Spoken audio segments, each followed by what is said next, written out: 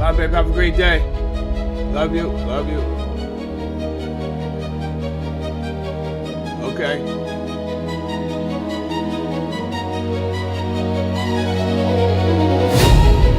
Take no mess.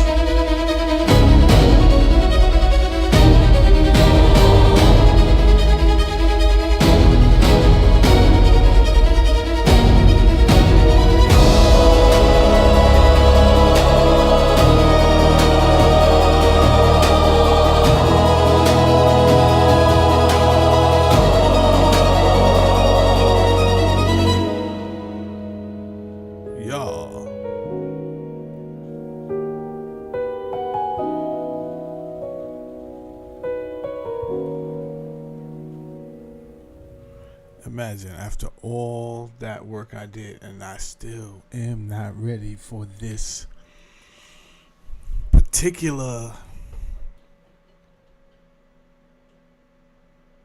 video. This is a 3-part video. The series is above top secret. But this is a 3-part video where first we're dealing with the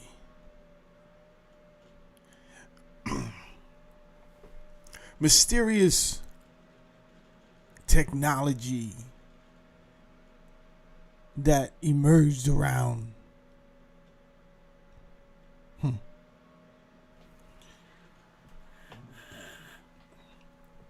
let's just say World War II. However, as we go through this series, and I think it's going to be a 3-part, it could be more. You will decide in the end if this technology have had to been there already, waiting to be utilized by someone that the controllers trusted with the technology. Now, who were the controllers of this technology? I guess we'll get to that. We definitely will.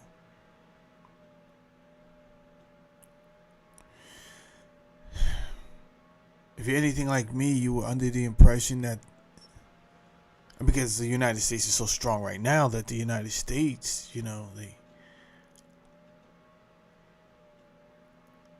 they originated this technology. Although there are signs, if you just do the slightest research, that, hey, maybe we did not originate this technology. However, we own it now.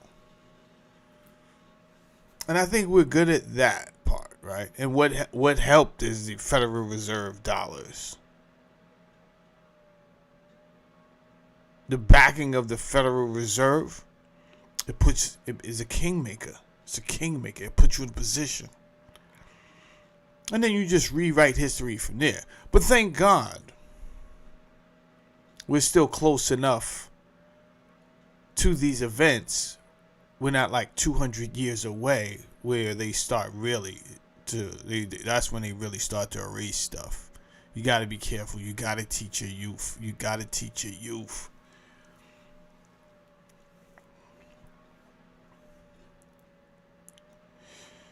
I'm going to go through a number of things that can be proven today when it comes to this science, technology, history. And then I'm going to go over some things that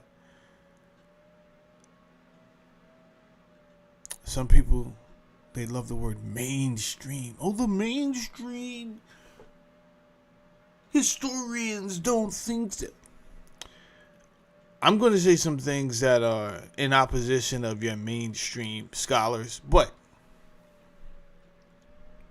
I'll be respectful and I'll let you know, hey, this is what I believe. This is what's being rumored to have said. And he who have ears, let him hear. And also, use your own rationale and logic. You understand?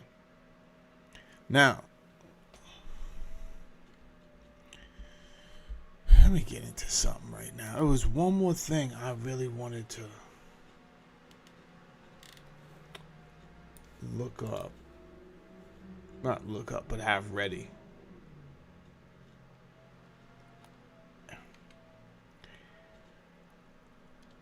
And then I decided to take a shower. Things got crazy. Had to make the coffee. However, I worked on this for days. I worked on this episode for days. A lot of research. All right. Let's probably start right here. Let me see if something comes up. That's good enough. That is good enough. Let's start right here. United States Holocaust Memorial. Yep, that's good enough.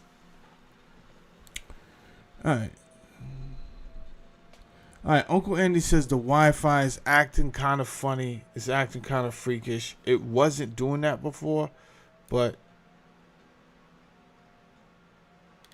he says it's doing it now.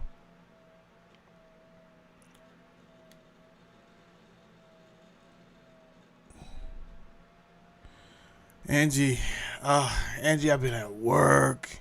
It's hard, Angie, researching and working full time. Mind you, I work like 12, 14 hours a day. So it's hard to, but what drives me is this is what I love to do. You understand?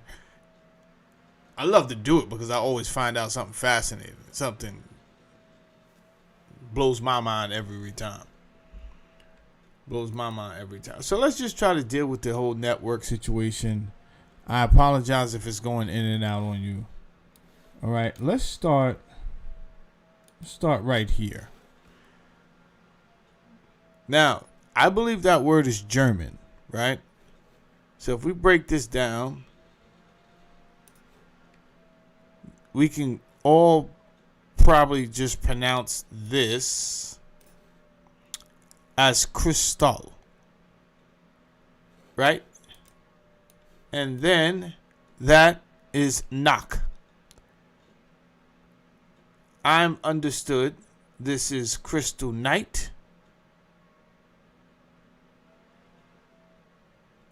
Night of broken glass, all right? So on. And I'm starting here just for some context. This whole conversation is about to go somewhere where nobody probably thought it was gonna go, and that's why I had to break it up into 3 parts. So the first part we're gonna deal with Germany. The second part we're gonna deal with the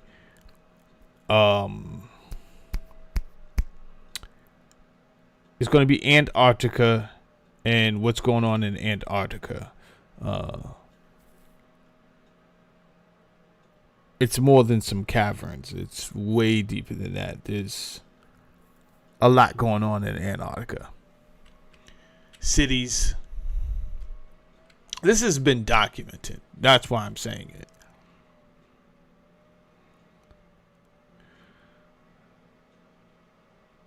So the second part will deal with Antarctica. The third part will bring it to the United States. That's what we'll do. But this whole thing, you cannot start without Germany. I don't see how you can start without Germany. Anyway, hold on one second. Oh boy, give me a second. What am I looking for? Oh, I know what I'm looking for. Cool. Frankie Blanco, what's good? We got Frankie Blanco in the house. We got Uncle Andy in the house. We got Angie in the house. Pretty sure more of the Poker Face Society is going to show up soon. Now,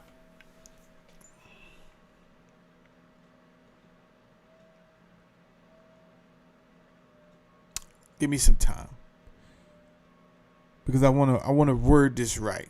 It's very important you word this right, but because people sadly have weaponized a word, right?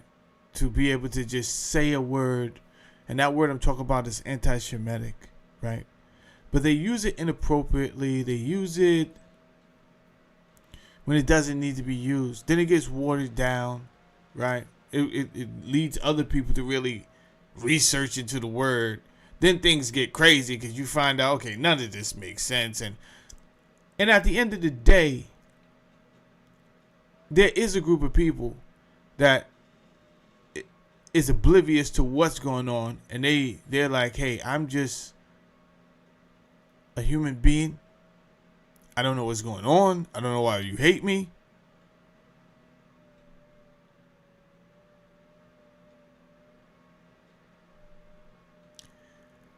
And many of those people died. I'm not an idiot. I want to be sensitive to those people.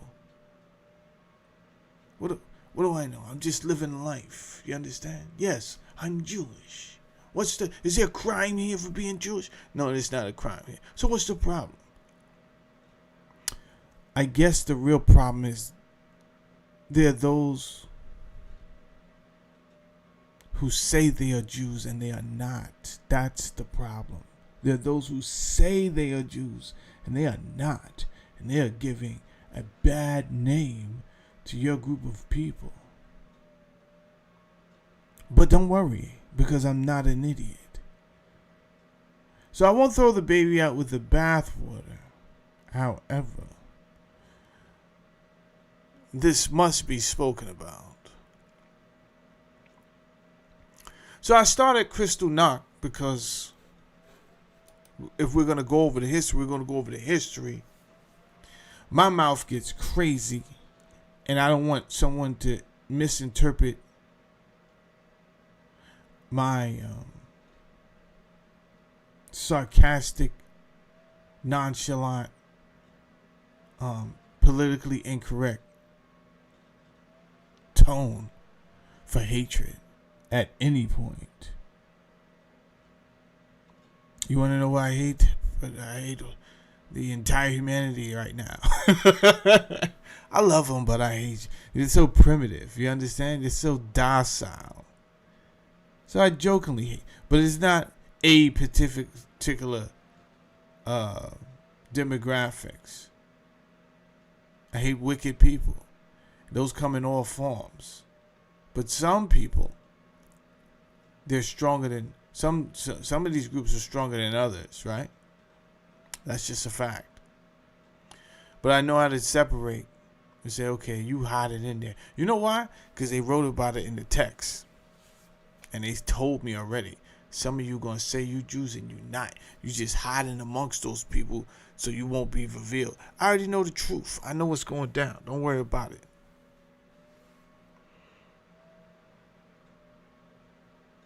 On the night of November 9th through the 10th, 1938, Nazi Germany leaders unleashed a nationwide anti-Jewish riot.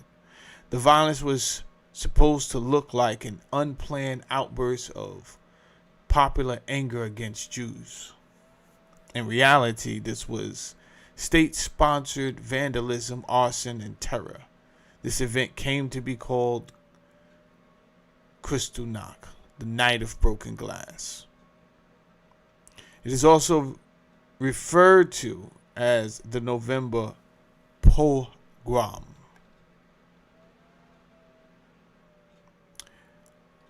During Kristallnacht, Nazis burned more than 1,400 synagogues, vandalized thousands of Jewish-owned businesses, broke into Jewish people's apartments and homes, desecrated Jewish religious objects. They also humiliated, assaulted, and unalived Jewish people. As part of the Kristallnacht, the German police imprisoned more than 26,000 Jewish men in concentration camps just because they were Jewish. In the aftermath of Kristallnacht, the Nazi regime ordered the Jewish community to pay a 1 billion Reichsmark atonement payment. The regime also rapidly enacted many anti-Jewish laws and decrees. This was a real I'm gonna say a confusing time. And the reason I say a confusing time is because as we will see this unfold, in my opinion, in my research, there were plenty of people in Hitler's circle and his cabinet that came from Jewish ancestry. So it was kind of weird. There was something else going on here. Don't worry, we'll get to the bottom of it. That's why you're here.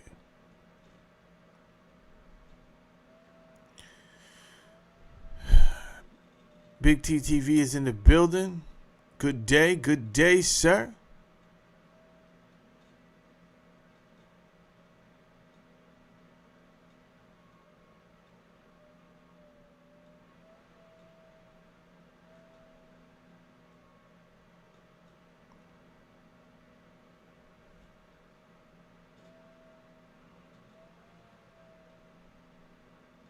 A lot of stuff going on. So, we do, like I said, there are human beings that are oblivious to what's going on, and there were many of those people that died. And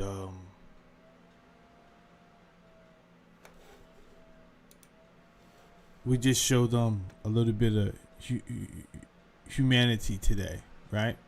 And to Rob Reiner for losing his life the way he did. I don't know if Rick Reiner did it. And here's the thing, I'm not even here to talk about that, but I think I could, he's worked on some of my favorite movies. I don't know if he was the director of When Harry Met Sally, but I think he was. I think he was the director along with, if not along with Billy Crystal. I know he worked on When Harry Met Sally. That was one of my favorite movies for years.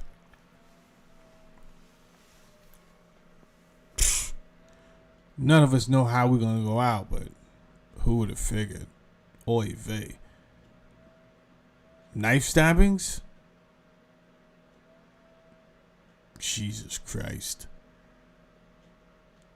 So, salute to Rob Reiner and all that he has contributed in this life cycle. All right, let's get busy. Let me give the people what they want, because on the replay, they're going to be here for it. I just want you to know. You understand? So, let's get right into this thing. Booyah. All right. Above top secret, the mystery of Germany's anti-gravity technology. I'm going to be honest with you. I thought the United States was first in this area.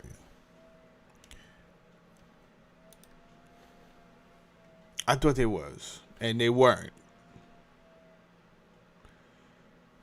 And then everything made sense. Yo, check this out.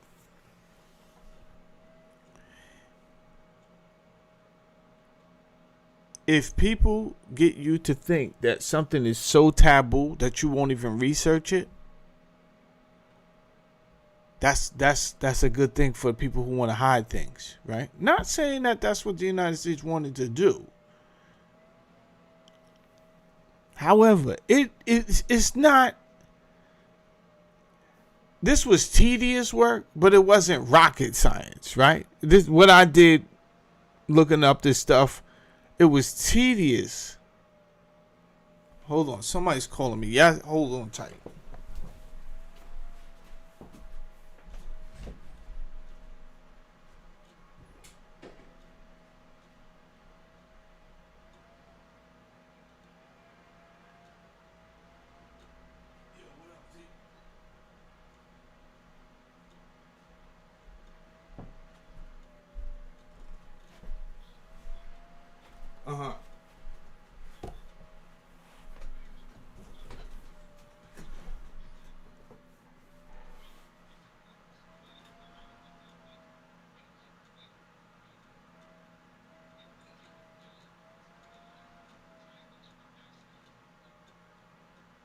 Mm.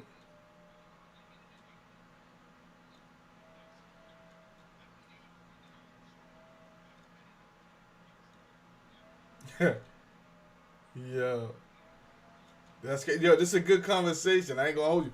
I'm on the live though. All right, yo. I mean, let's rap about it. We're gonna talk about it when I get off this live. All right, bet. All right, sorry about that. All right, let's get back into this. I apologize for that. I had to get my phone because I don't know if my wife or my daughter are gonna call me at any time. Now I was talking about this anti-gravity technology, and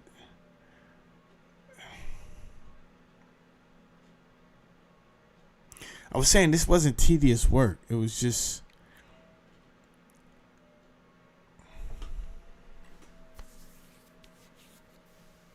tedious work. It wasn't rocket science. All you had to do is look.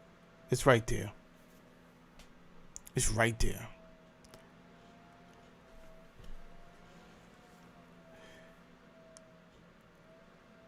So, way before America, and I say way before, it was really about 4 or 5 years before, German research brought advanced science and technology in 8 different areas. The first area was direct gyroscopic stabilization. I'm going to play a video in a second. So we've all seen this. We've seen this mostly with the gimbal. If you have one of those digital cameras, and then you put the camera on a stabilizer, so that no matter what happens, like if you're running, it's not jittering all over the place. It just seems like, yo, how are you running, and yet the camera is so smooth? This is due to that gyroscopic stabilization, right? Let's play a little bit. I don't even know if I should play his, because I don't know if he's getting. I don't want him messing up my video. Hold on. What are gyroscopes used for, and how important is it as a device? Through its angular momentum conservation principle, a gyroscope helps determine the direction of any object anywhere, even in space. That is, by taking the gyroscope as a reference, it is possible to determine exactly how much an object is moving right, left, up and down, and even in how many degrees. Therefore, gyroscopes are essential for determining the direction of movement of any object, including planes, helicopters, satellites, and ships. All right, cool.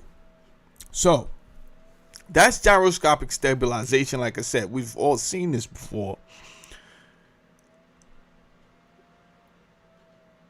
We all know Lockheed Martin. We know of the company. When I say we know Lockheed Martin, we know of the subdivision Skunk Works.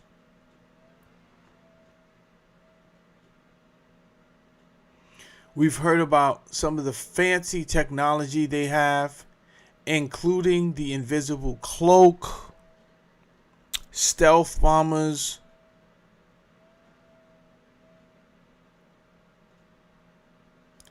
but we also know about Operation Paperclip. We also know, and if you don't, you'll learn much of this stuff as I go over it in this 3-part series. We also know that, what's your boy's name from the Devil's Chessboard? Why am I drawing a blank on this guy? He was head of the OSS, Office of Strategic Services. Anyway, him and his brother. His name is leaving me right now, and it doesn't matter. But we also know, because he was I know he was head of the OSS before it officially became the CIA. and that he was a spy, American spy, well known, but he was also from a wealthy family too. Central Intelligence. Most of these wealthy families, they are directly tied in with Central Intelligence, what's going on around the world. So we had heard that the Germans had some pretty fancy technology. We'll get into all of this in a second. And things started to fall apart for the Germans, and they had to break out, and they left a lot of stuff laying around. We confiscated what we could, and then we brought back their scientists to the United States to give them a better life in exchange for what they knew about this information, about these, these projects. The United States eventually got some other help from other places, but obviously we used Germans, right? Number 2, television controlled flight. Number 3, vertical takeoff and landing. Number 4, jam-free radio control combined with radar blinding. Number 5, infrared search eye. Number 6, electrostatic weapon firing. That's like what you be seeing in Star Wars. Pew, pew, pew, with the lasers. Ooh. Number 7, hypercombustible gas combined with a total reaction turbine. And number 8, my personal favorite, anti-gravity flight technology. Now,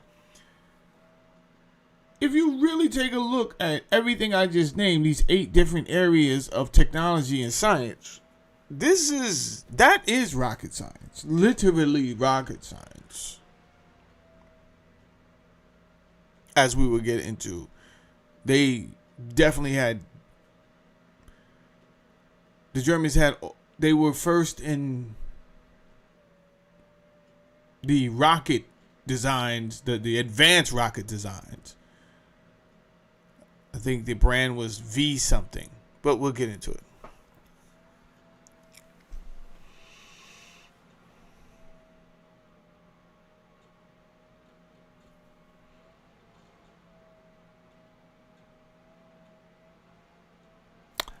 I'm still perplexed on how was they so advanced and the rest of the world wasn't.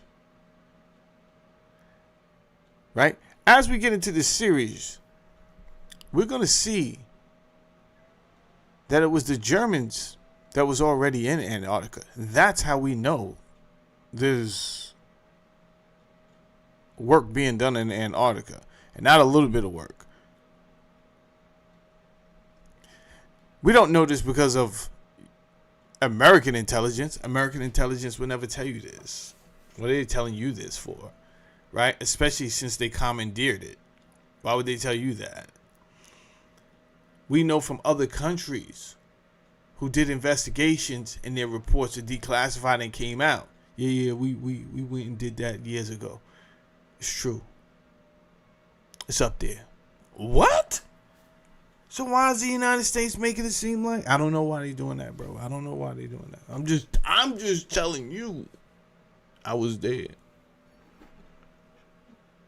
It really went down like that. What? It's crazy. We'll get into it. This is a 3-part series. I don't even know how long this video is going to be today. I just want to take my time. That's what I do know. I want to take my time. I want to be thorough.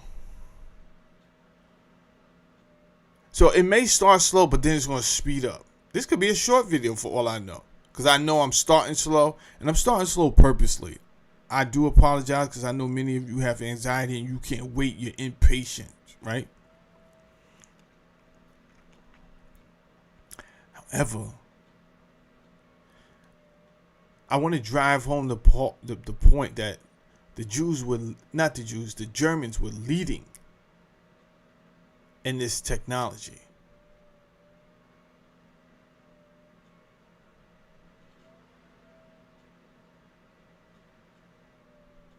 And I, for one, find that weird. Because you had plenty of intelligent Russians. You had intelligent Arabians. You had intelligent Egyptians. You had intelligent Americans. You had intelligent Africans.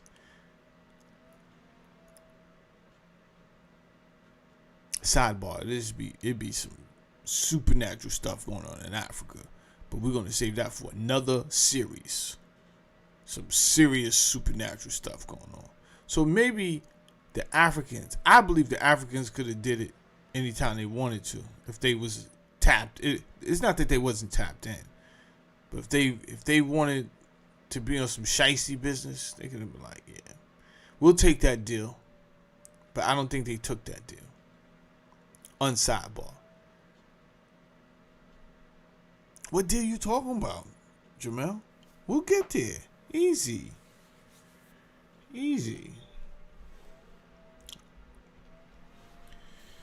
Let's start this off with a German named Karl Haushofer. Karl Haushofer. Because this whole story is about to get ridiculous. And at the same time, rational. It just depends who's telling the story and how much detail they go into the story.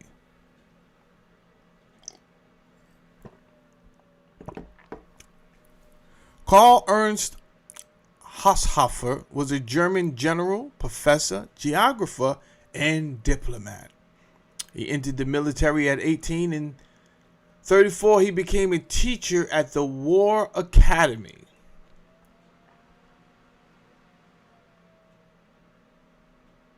Sidebar, why do the Germans just let their mustache just bristle all over the place? Is there no decor or, I don't know, to the way... Is that not gentlemanlike, or was that an English thing? Unsigned, it doesn't matter. There's whiskers all over the place. It doesn't matter. I have ADD. Let me get back to the video. Haushofer was sent to Tokyo, Japan by the German army from 1908 to 1910 as a military observer and advisor on artillery and cavalry expertise. Now, what I discovered, which is what I already knew, you have to go back into history if you want to know the present or the future. Uncle Andy said, I'm still note-taking hard. Don't take notes on the mustache commentary. Just the academic stuff, please. I don't want to be quoted and misquoted on his mustache. I don't mind being quoted on his mustache. I don't want to be misquoted on his mustache. Right?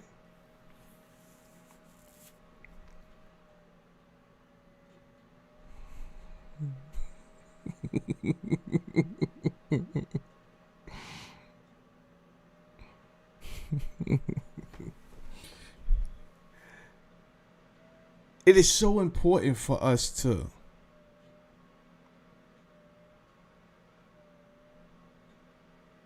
I'm going to be honest with you. Not just know history, right? Let me talk to my people for a second. Because every now and again, somebody come over to my channel and tell me I hate my people. The people they call the black people, the black demographics. I guess they don't like the way I talk to them. I guess they don't like because I want them to push themselves to participate in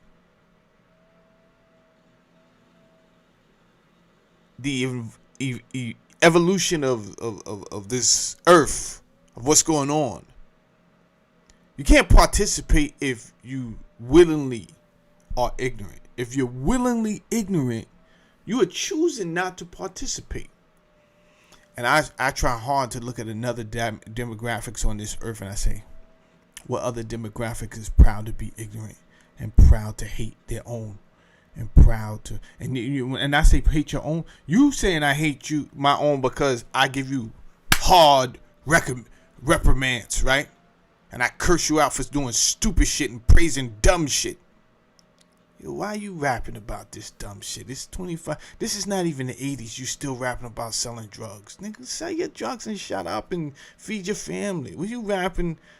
Why are you bragging about this? Shout out to Nas. I've been listening to your new album by you and DJ Premier. Dope. He got a song called Get Ready.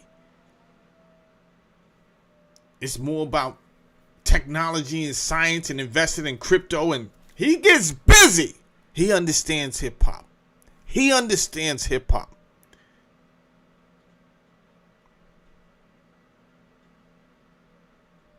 But if you can't participate in general areas, then what happens is this. You see all these areas. I named 8 areas. If we can't be included in that conversation, you know what happens naturally? The people who can articulate and conversate about these topics, they're going to take over because they understand it. Now, these areas of technology and science are not light areas. I talked about laser shooting in this, for God's sake. So there's so much different technology going on in these 8 different areas, things that sprung off and that we're dealing with, like offshoots of these topics in medicine, in all different areas. And you're proud not to be able to participate in these conversations. And anybody that can participate in these conversations, you belittle them and you call them all type of names to make them feel less than. Why? Because you really are insecure. So you want to make them feel, oh, you nerd ass motherfucker. Yeah, I'll be that. I will be that.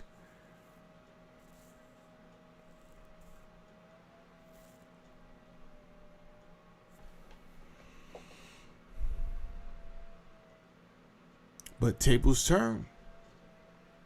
Because it's the nerds who are the billionaires. Tables turn. Poets are out here struggling right now, doing podcasts. Easy. So,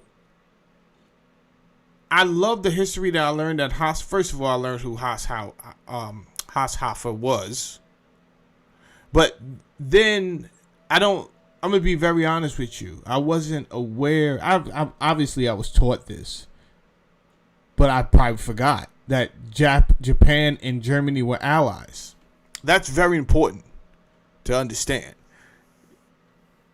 And then it starts to make sense when you think about the Pearl Harbor and everything. Like, oh, okay. I don't remember my teacher teaching me that. But now, maybe I should have been paying attention. But that shit didn't matter when I was in 5th grade, right? Fuck you teaching me this for? Now, it definitely matters because as I'm putting the pieces back together, I said, oh, snap.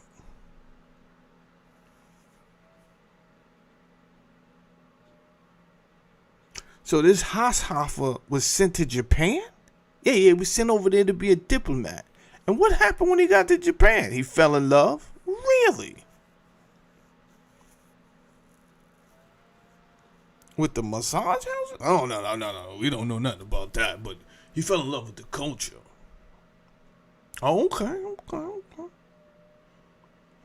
During his stay, Haushofer served as a liaison and observer to the emperor in the Imperial Japanese Army. He studied their military strategies, especially after their victory over Russia in 1905. Okay. So I said, oh, wait a minute. Japan was trying to take over Russia? First of all, that makes no sense. At all. But maybe Japan didn't know how big they were. Right?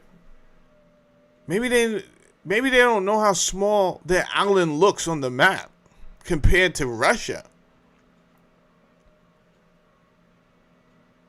I said, what? Now, I didn't really do a deep dive into why Japan and Russia was even beefing. I just thought that was wild.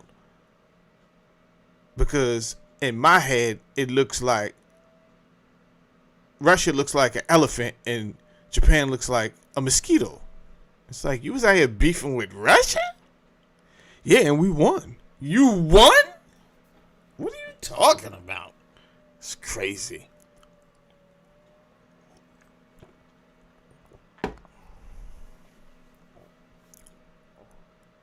So that led Germany to send somebody over there. Yo, see what they got going on over there. What the hell these Japs got going on over there?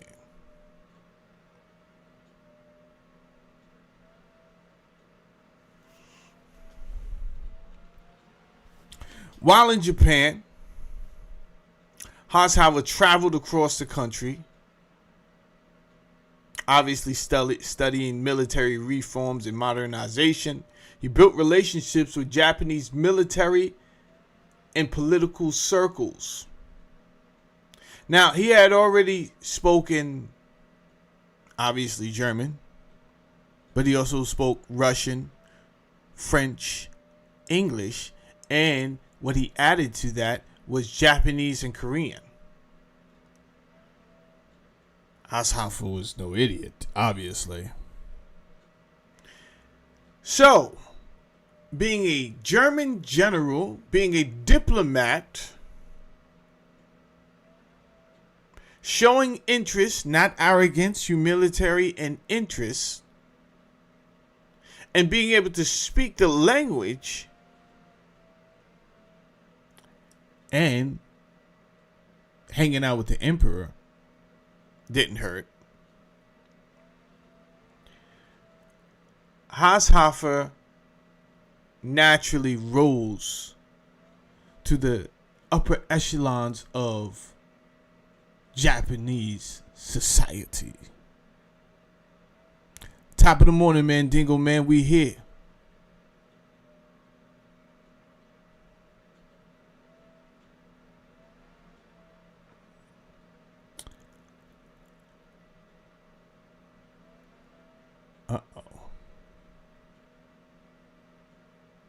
Deez is about to get knocked out. Chill, Deez. I don't want you to get knocked out early. Gonna get knocked out early, bro. You wildin'. Alright, this is where things get interesting. Uncle Andy, get your pen out. This is where things get interesting.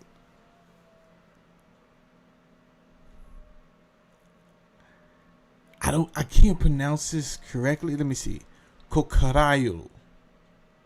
Kokoraya Kai. Oh. Anyway, in English, it means Black Dragon Society. Yeah. Now, what I just said to you was Carl Hasegawa went over there and he displayed such character that he rose to the top of Japanese society, and at the top there are secret societies. One of those secret societies was the Black Dragon Society. This was an ultra-nationalist paramilitary intelligence secret society organization founded in 1901 in Japan.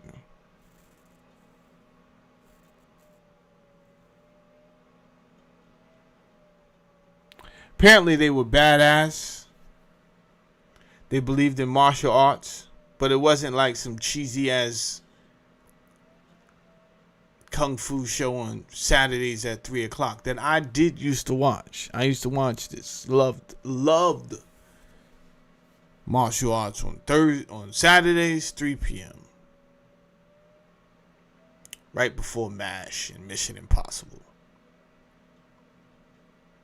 Saturdays felt different when I grew up. I know you're like, yo, stay on topic. Easy, bro. Easy. Let me have my moment. Saturdays felt different. You woke up as a little kid, it was cartoons from the jump. You understand? If you woke up too early, you had to deal with some infomercials. Don't wake up too early. Now you got to deal with the overnight infomercials that they still on programming, right? What you gonna do? You gonna sit around and listen to QVC and Church of Latter-day Saints propaganda all day? Go get some cereal. Come back. It's gonna be cartoons for like 5 hours straight, bro. It's the best time of your life. You understand? And then they just keep bringing it down till you get to the martial arts at 3 o'clock. Then after that,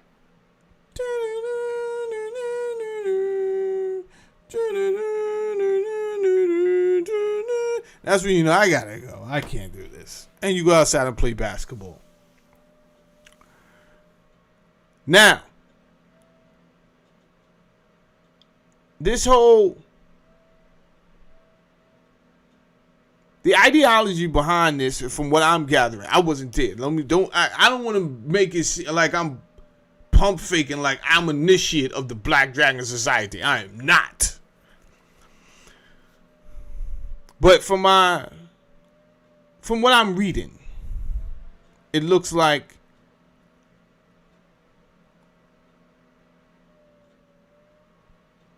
it was the Asian Marcus Garvey movement, right? Where it was like, yeah, I'm Asian, but you're Asian, and we need to be taking over the rest of the world instead of waiting for the rest of the world to take us over.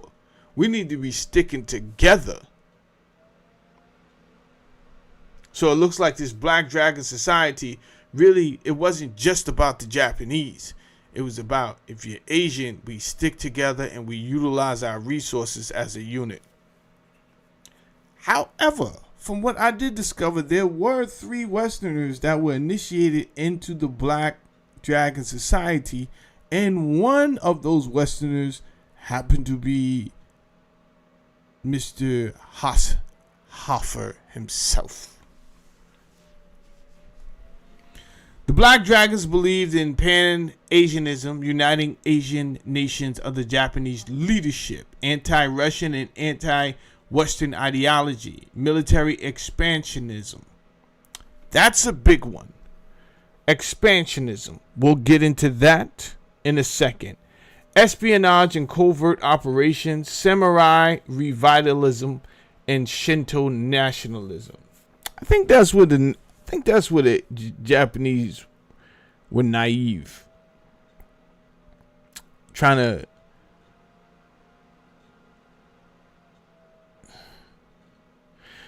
to sustain a spot for the samurai is crazy.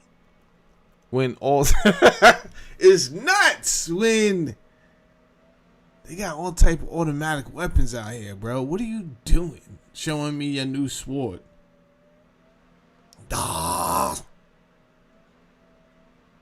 Jamal-san. Yes. Very sharp weapon. I hear you, but they're gonna kill you, bro. What are you doing? Put your sword away.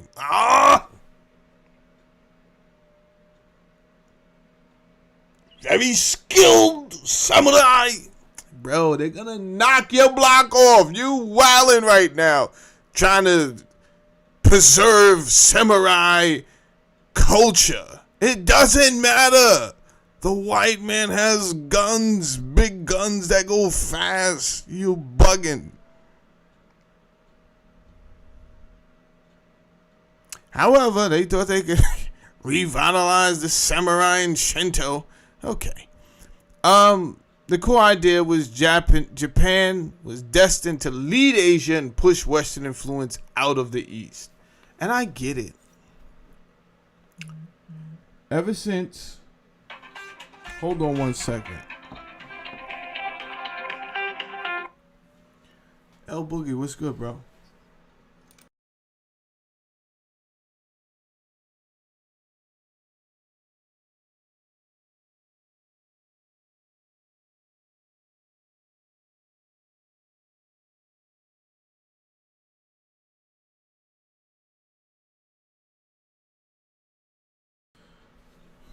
It's my neighbor calling for jumper cables. I don't own any.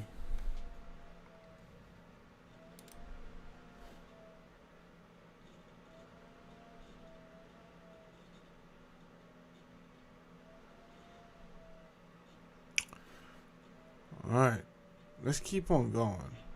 Black Dragon Society.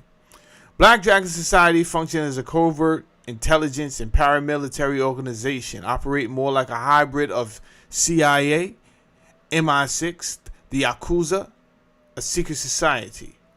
Right? Not the Poker Face Society, but a secret society. And political shock troops than a typical political group. They were deeply involved in espionage across Russia, China, Mongolia, Korea, and even India.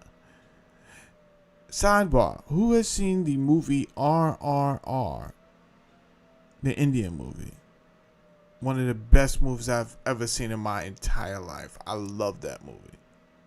Unsidebar. Their activities included assassinations, political intimidation, the financing of insurgencies, the smuggling of weapons, the aiding of revolutionary movements that align with Japanese interests. When I said that, I don't know. It just triggered a thought from when we was young, and then we say Japanese. We were ignorant. But ignorance is funny sometimes.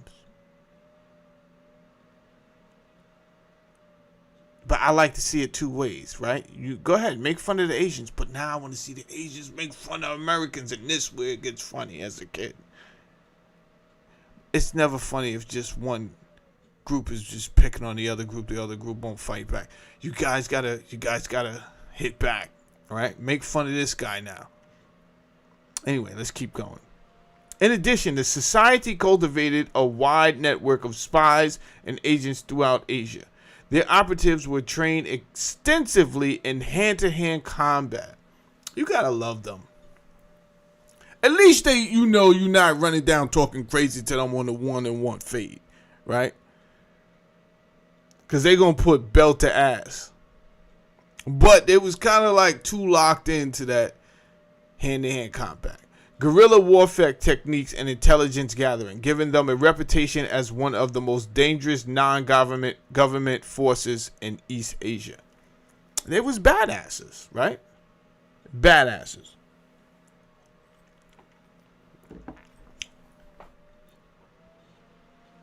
The organization held significant influence in Korea, both before and after Japan's annexation of the peninsula in 1910. The Black Dragon Society played a major role in destabilizing the Korean government to soften the nation for Japanese takeover.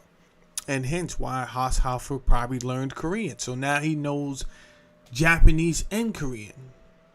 I get it. I get why they let him in.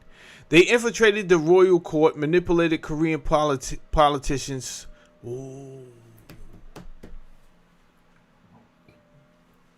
They infiltrated the royal court, manipulated Korean politicians. Sidebar. First thing I thought about when I read that was, could that happen to the United States? Well, apparently, what would you say if, let's put it like this. Do you think any politician that writes the laws for your government should have dual citizenship anywhere else? It's just a question. It's more or less rhetorical. I don't need an answer. I know the answer. The question is for you to answer. And then ask yourself, well, who has dual citizenship and why do they have dual citizenship? That's the question. Why would people who write the laws for your country have dual citizenship somewhere else saying, no, I love where I live, but I love them too. I want to be part of them too. You're wildin'. You're wildin'. Their reach and brutality made them one of the most feared organizations in Korea during this era, as they helped ensure Japan's political and military dominance in the region.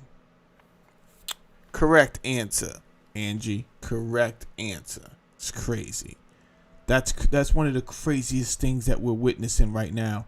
And everyone's acting like it's normal. And then, if you say something, though, you know what they're going to pull out their rap. You know what they're going to pull out, right? That word. Because they feel that word protects them anytime they don't want to have the conversation. And so they pull out that word, and it's like, no. And then other people get scared. I don't particularly care. Right? You can't even play around with me when it comes to that word, because I'll get upset and then just tear down your whole house. Because the word is made up, much like the culture. Identity theft is a crime. Let me go on, though. Let me move on from that. Their operations extended deeply into China and Mongolia as well. The Black Dragon Society armed pro-Japanese warlords, destabilized factions that resisted Japanese influence, and facilitated the expansion of Japanese military presence in Manchuria. Now, you're probably asking yourself, yo, but what does this have to do with the technology in Germany? Yo, you gotta chill. You gotta chill. And let me do what I do. But you can't be in a rush. If you could see where this is going, that's how it got sent over there. But then again, you can't see what's going because you don't know what I'm about to show next. You have no idea where I'm going. They also influenced Mongolian independence movements in ways that align with Tokyo's expansionist goals. Throughout China, they formed connections with criminal organizations such as the Triads, as well as local militias, political agents, and underground networks that could be leveraged for intelligence and subversion. So they were strong in Asia. They're not to be played with to this day, right? Don't be fucking around making Chinese jokes and Asian jokes. You want me to fuck that for you? They ain't with none of that funny shit, Lord. I'm just letting you know. You get boxed in your face and worse. Easy. Easy on the Asian jokes. Easy.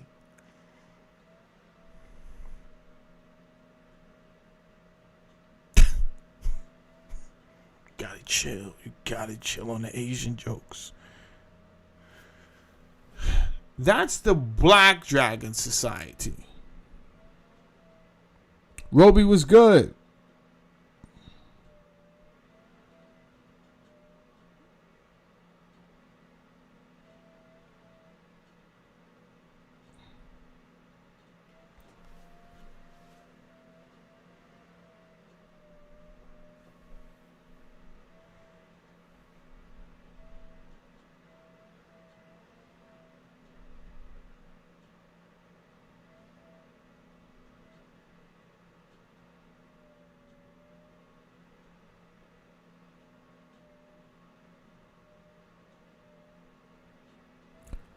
What part you talking about, Angie?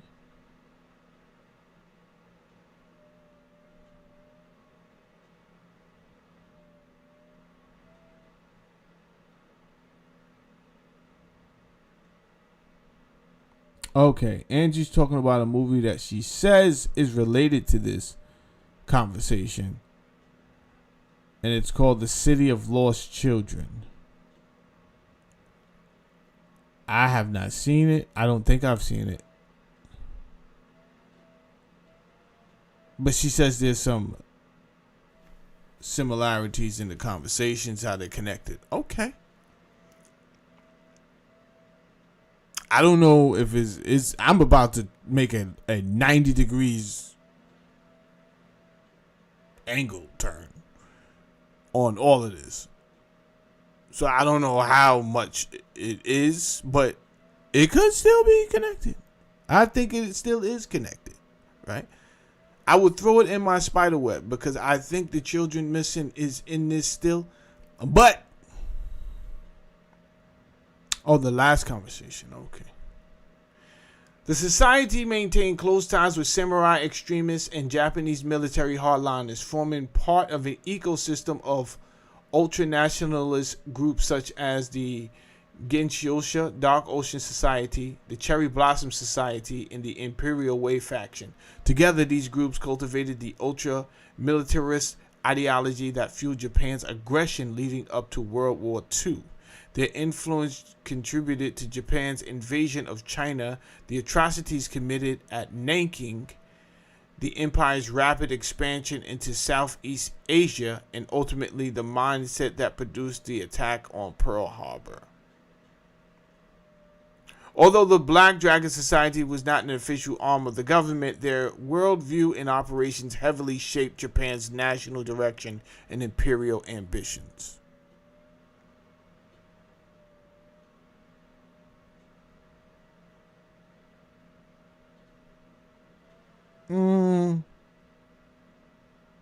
Harsh. We'll get there. He says, so it's kind of like a demon? No. The Black Dragon Society were a group of people. No. Black Dragon Society wasn't like a demon at all. They were just people in the network that got shit done for their people, Asians. Whether it be it didn't matter the organization, whether the organization was crime, whether the organization was political, whether the organization was business. Their whole thing was we tie together, we stay together, we get shit done because we are not our enemy. The Westerners are our enemies because they can't be trusted and they're gonna take shit over. So we have to be as vigilant or even worse, right? But as you're about to see, the Black Dragon was the facing organization. There were other organizations once you got in the Black Dragon, just like Shriners, right?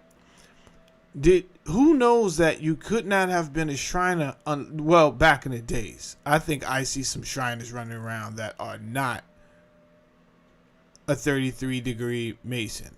However, it is, to my understanding, that one could not have become a Shriner unless he had reached the 33-degree Mason level.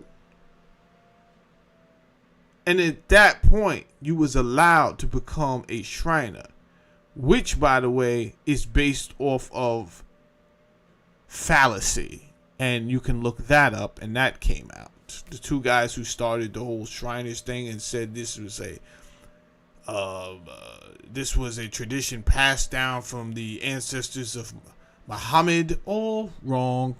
Lies. They came out and said, yeah, we made that up to give it more of a mystic attraction vibe. Two white guys. Never stops. The fucking racial misappropriation. It's just ongoing, right? Look at black people fall for the shit every time. Who got heavily involved in that shit? Your boy Noble Drew Ali, right? He gets all mixed up in that shit. With a bunch of other shit he got mixed up into. Yeah. He was reading a bunch of shit that was inspired by Helena Blavatsky. He gets out here excited, starts teaching the black man he's a Moor and not Nubian. Anyway, I digress. All I'm saying is you gotta do the knowledge to the knowledge. For somebody to get out here and start teaching you some other shit, right? Don't be afraid to look up anything I tell you, including these black dragons. But just like there was an inner circle to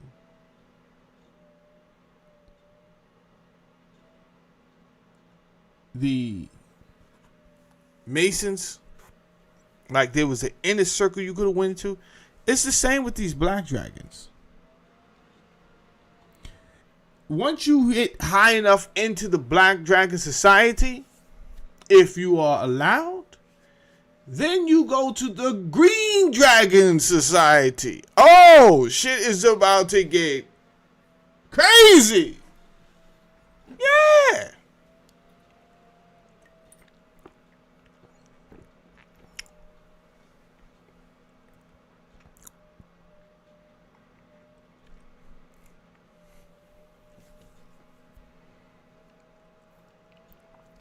Is at this point I would like to tell everybody on the replay, hit the like button. Do subscribe to the channel. We'll be at 6,000 by January 1st, so we'll come into the year at 6,000, and then after that, we fucking taking off. We fucking blowing past everybody in 2 years. This is a fact. I'll be at 250,000 in within 2 years. This is a fact. I understand now.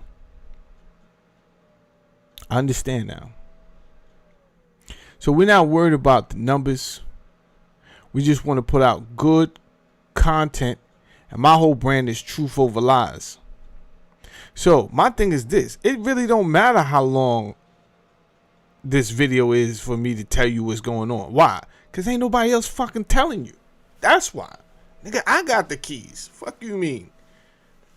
Huh?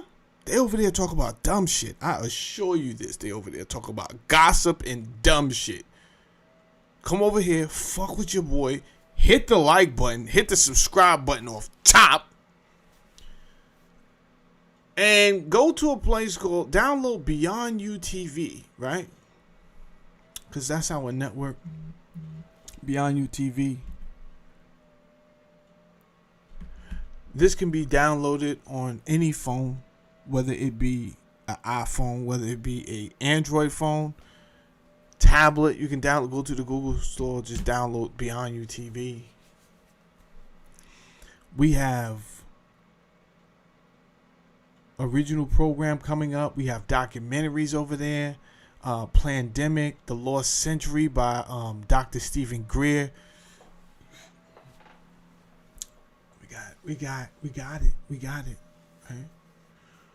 So Beyond You TV on Roku TV. If you have a smart TV, which is 2025, the year of your Lord, you should have a smart TV, bro. Knock it off with all the not having a smart TV shit. Oh, I was thinking about going to get one. What do you think? What? You wasn't involved in none of those fights at all? For the past 6 years, you haven't been involved in one Walmart fight for a TV? Stop fucking around. Get your life together. You understand? Get out here and start fighting for your shit. Now, all jokes aside, let's get back to the program. If you was selected, and that was a slim chance you would have been,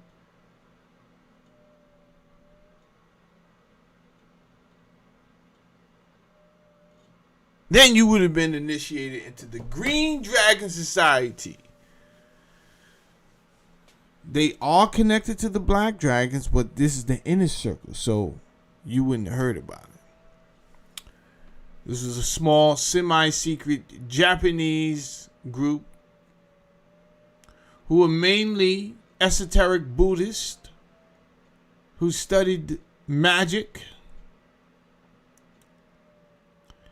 And here's the part that's going to be unbelievable. These Green Dragon society members were said to have been in communication with another group of individuals called the Society of Green Men. And they communicated with them via astral channels. I know, it sounds ridiculous. However, let's just finish this series. And when we finish the series, we'll see how ridiculous it actually sounds. Or whether it sounds ridiculous at all. It just might sound valid.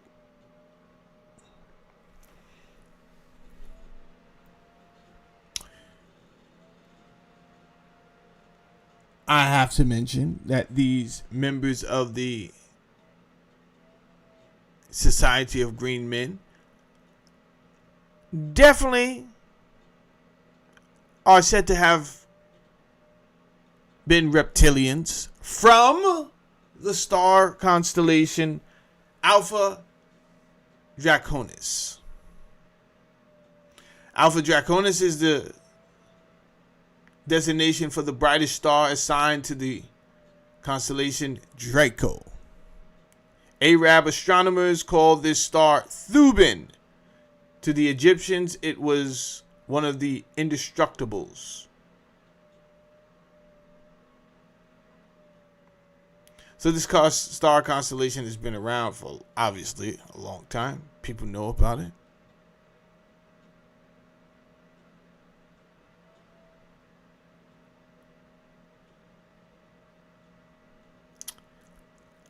It's crazy. Groupthink is crazy, right? Because suppose you go to one person, right, and you ask them a question, and they give you the right answer. You ask them a question, they say yes.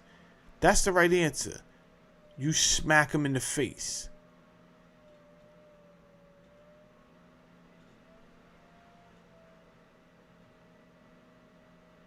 They act like they want to fight. You put a gun to their child's head. They get quiet. You move on to the next person. You ask them a question. They say yes. You smack them in the face. They act like they want to fight and swing on them. You shoot their child in the head. You move on to the next person. You ask them a question. They say no. I don't want no problems. You move on to the next person. They say no. You move on to the next. They say no. Everybody knows that. Everybody knows that. It's no. But you do know it's yes. You know it's yes.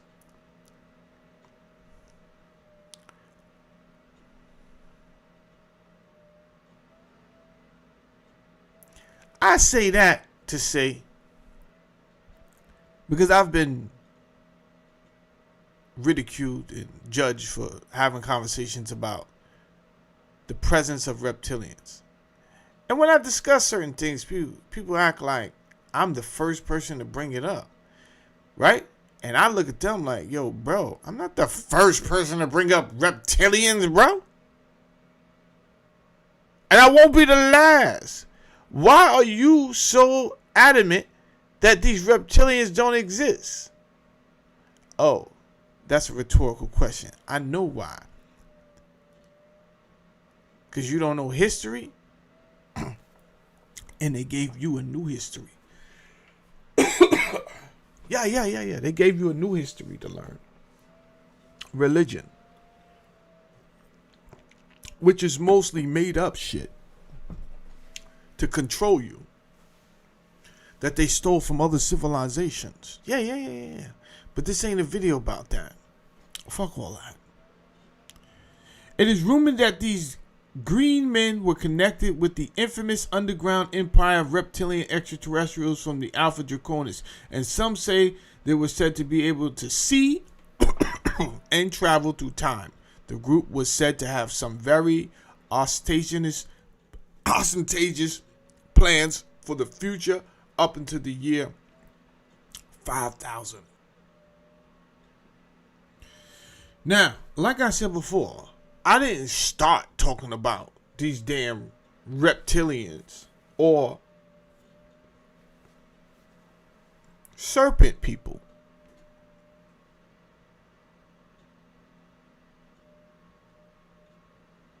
If you was to get outside of your bubble just slightly, get out of your comfort zone.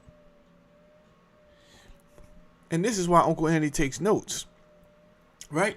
Don't come over here unprepared, fucking listening, bullshitting around, having double conversations about who knows what. Yo, you do that on your own time. You come over here, Jack. Please listen to what's going on, because at any given time, you could miss what's going on. Something you need to hear. Something you need to write down for later on. Oh, what's this he's talking about? Patala. I never heard of Patala. Hindu and Buddhist cosmology.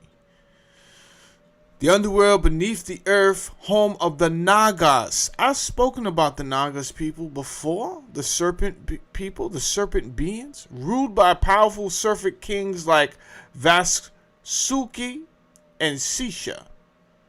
It's not a hell, but a beautiful subterranean realm. One of the 7 lower worlds in ancient Indian cosmology. Now, being that some of you are not Indian, why would you even know Indian history when you, in fact, do not know your own history? Why would I expect you to know Indian history? Well, India is part of the world.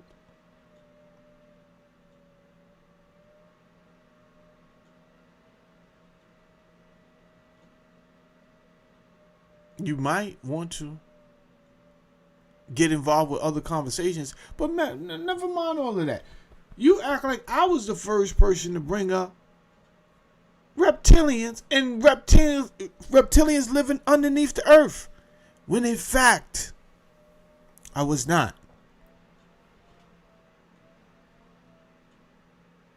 Patala, South Indian esoteric serpent lore, the realm of ancient serpent deities connected to the Dravidian myth, linked to the Kundalini. Well, we won't get to the Kundalini today.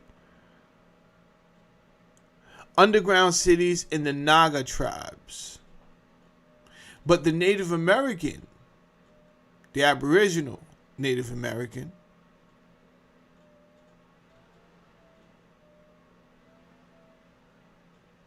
the Paleo-Siberian,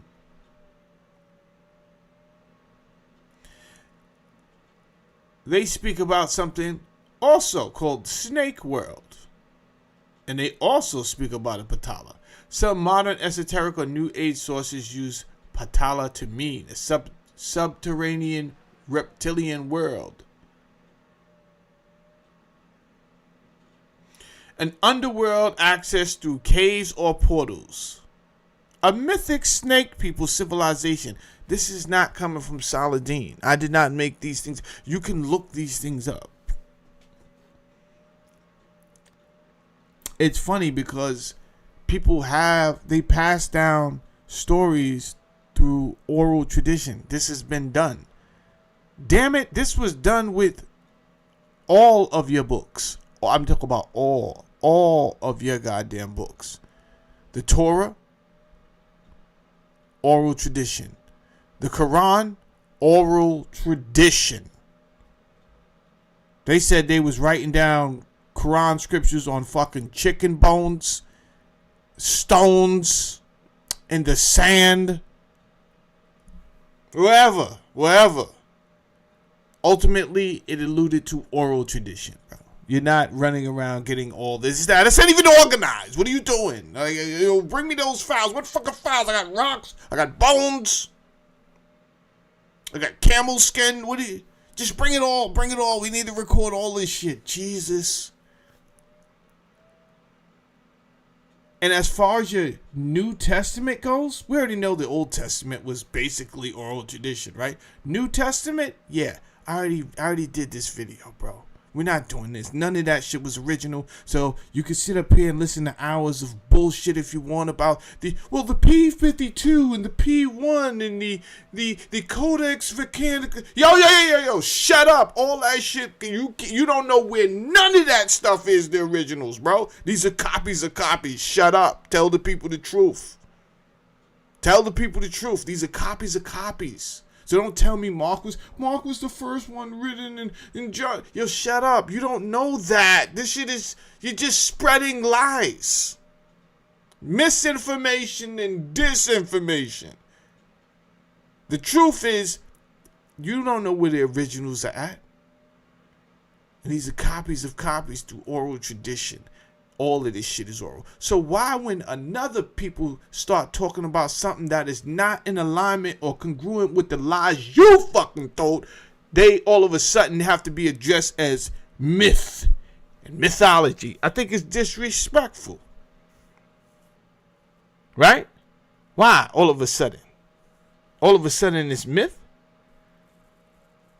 Well, who believes in a snake, people? God damn it, didn't you just tell me a snake was talking to a woman in the garden? And had a thorough conversation. I'm talking about his conversation was so mean, Jack, that he actually convinced her to do some shit that the powerful being at the time said don't do. Do not eat of that. She said, yeah, but he said don't eat of the tree. Snake out here talking about, you know, why not? Surely you will not die. And he knows this. Yeah. So you believe that story? But then when the Aboriginals from different countries say, no, my great-great-great-grandfather, he told my great-great-grandfather, who told my grandfather, who told my father, who told me about the Nagas people. We say, here we go with that shit. Word? There's something wrong with you. There's something wrong with you. You are something.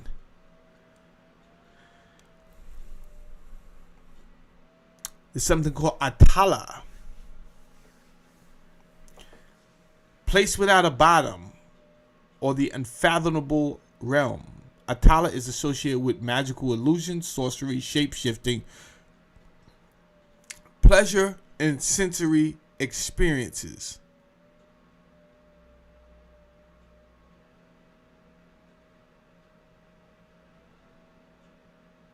Yeah, man, Dingo, man. This is a fact.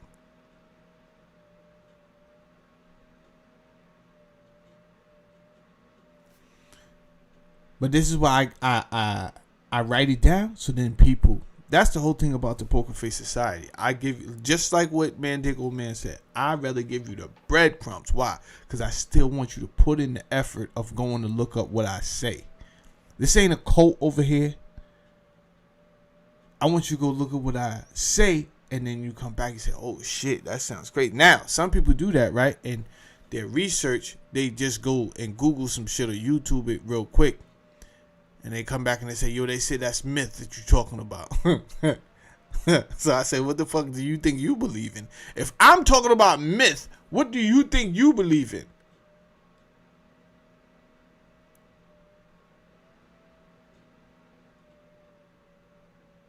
What?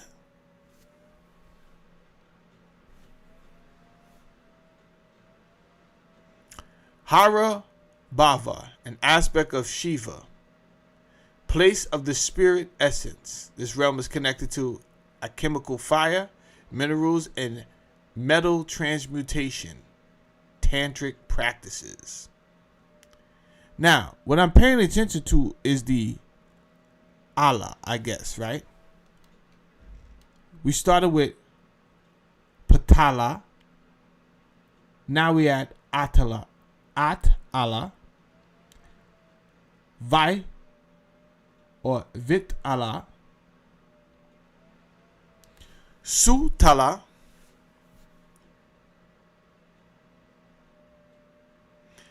Sutala is described as a paradise created by Vishnu, more splendid than heaven, filled with palaces and jewels. Wow. And all of this is levels beneath the earth? I guess we'll get there, won't we?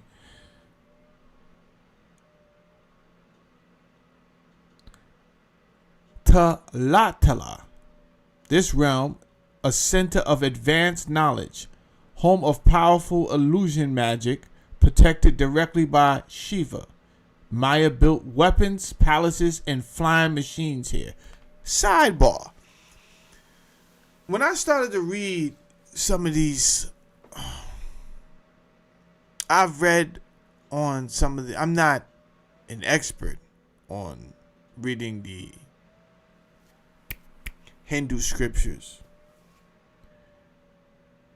or for that matter, the what's it called? The Emerald Tablets. But when I read them, I was blown away by how descriptive their flying machines were. It was nuts. They're talking about having flying machines in these ancient stories.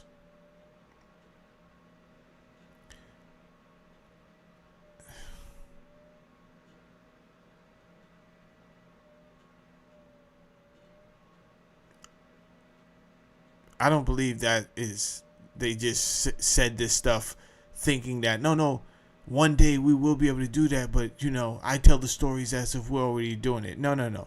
I believe that they got this story from reality. Otherwise, I don't think they would have ever thought that mankind could just fly. In a machine? No. They got this story because someone seen this before the Wright brothers ever reinvented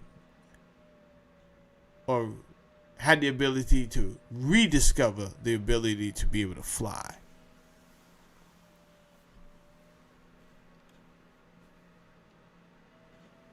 The Mahatala, the Nagas serpents. The Mahatala is described as the realm of serpent races filled with jewel-lit chambers, vast network of tunnels. Why is Roman Catholicism the head of the narration when we know they were liars? We know this for a fact. I've done extended videos on this. I'm not doing it today. Don't got time for it. It's not to disrespect your religion. I'm just telling you what it is. If you don't like it, take it up with the Roman Church. Lies. Fucking lies. I just explained to you. You can go look up anything I just said right now about that New Testament and then come back to me. I'll be here for hours. I'll be here. And you can say that's not true. They got an original of the New Testament. I will fucking wait. I will be right in front of this microphone. Right here. They started discovering fucking look.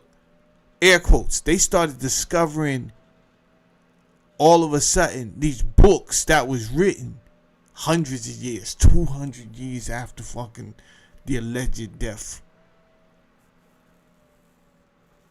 of Christ.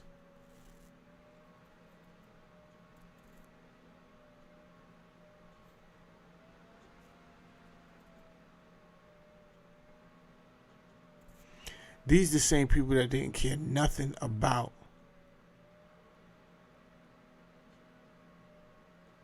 mystics.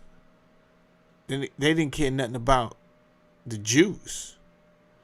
But they couldn't beat these people, so they had to figure out a way, because killing them was only making them martyrs. And what can you do with the people that think that dying for their cause is the right thing to do? Kind of like fucking Vikings, right? The Vikings believe that if they die in battle, then they go into Valhalla for sure. Well, how can you beat that? Yeah, I mean, you can't. You're going to have to do something else, because they all waiting to go to Valhalla, Lord. So they all going to be willing to whip your ass, right? Because all they have to do is die trying. That's a dangerous mindset.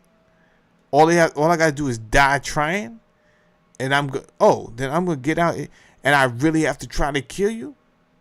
They win either way. If they win the fight, they win. If they lose the fight, they win. It's a win-win situation. If I die, I go to Valhalla.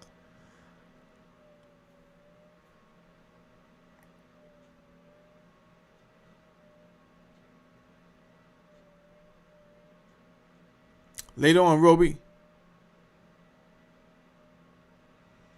Mandingo Man says the authorities need more investigation. That's a fact. And we're going to do that. However, I just wanted to kind of like give us, I know I'm taking a long way home, and it's okay. Because these things need to be talked about. Just so it don't make it seem like just one fucking society. I mean, really, I could go to Africa and they're going to talk about ancient serpent people. I could go to Central America, the South America. I could go to North America. I could definitely go to Europe in some areas. Definitely go to the East, as we are in the East now. Definitely go to India, Tibet. There's not a place, I don't think. I don't know that much about Hawaii. But everywhere else, there's not a place that they don't have a ancient story of the snake people.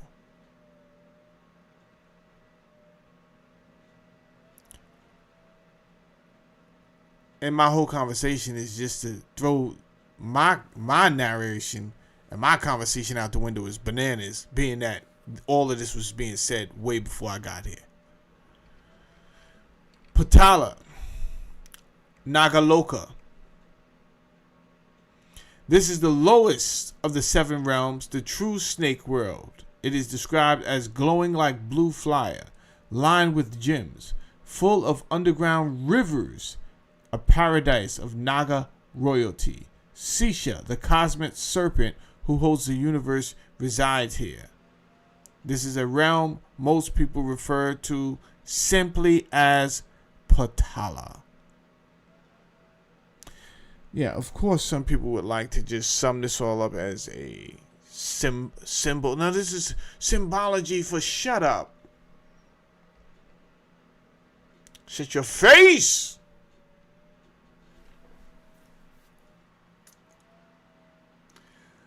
The Bhogavati, capital city of the Nagas. The underground capital of the Nagas, located in the deepest parts of Patala, is described as a vast city of palaces, halls built of pearls, gold, coral, and gems. This story has been here before Saladin got here. And I understand if you don't want to believe it. Yo, Saladin, you really out here talking about serpents, Lord? First of all, if you're a religious person, don't talk to me like that. I don't care what religion you got. I don't care what religion you got. Easy on the judgment. Because if I go through your... It's too easy for me. It's like a hot fucking sword through butter. Don't do it.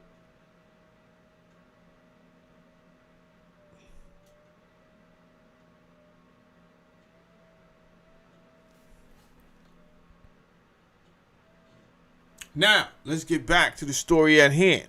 How does Hasshofer fit in with all these snake people? Well, allegedly, the Green Men convinced the Green Dragons to invite Hasshofer into the mysteries and empowering him into hopes that he would play a part in bringing down Russia and helping bring Asia to rule the West. It is says he was the third Westerner to be initiated into the Green Dragon Society.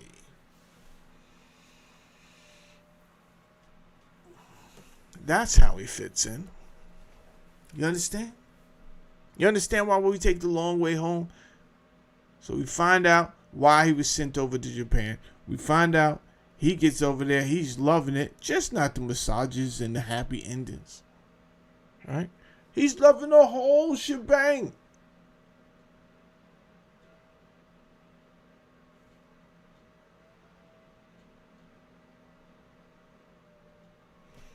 He's here for it. He understands what the Asians are trying to do. To me, it's a little bit too ambitious. And it is a suicide mission. But he's with it. He wants all the smoke with the Asians. Together with the Asians. Standing with the Asians. He wants to smoke. He wants to invade Russia. That's nuts. Did these guys even have a map to see what Russia looks like? It's crazy. Eventually, Karl Haushofer, he has to return to Germany. Haushofer returned to Germany in 1911. However, he became ill. While he was ill and while he was recovering, he went to earn his doctorate in geopolitics. However, what do you think he wrote his dissertation on? Well, his dissertation was titled Reflections on Japan's Military Strength, World Position, and Future. Now, does this sound like a man that is not dedicated to Japan? Huh? Whatever happened in Japan, I don't know if some young girl put it on him, but he's full fucking Japanese German at this point. He's dedicated to the cause.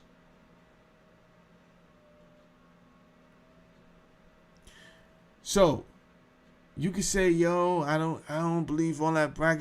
I'm not here to convince you that he was in the Black Dragons or the Green Dragons.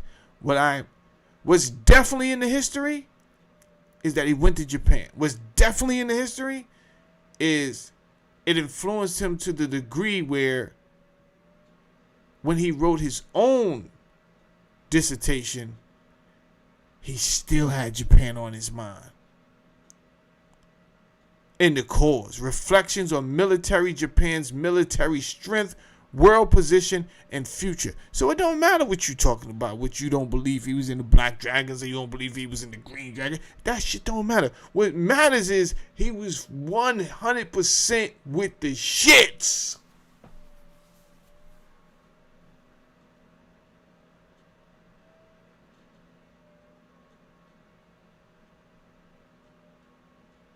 Thank you, Larry P. I don't do it to trigger you. You understand? But I appreciate you being able to still listen.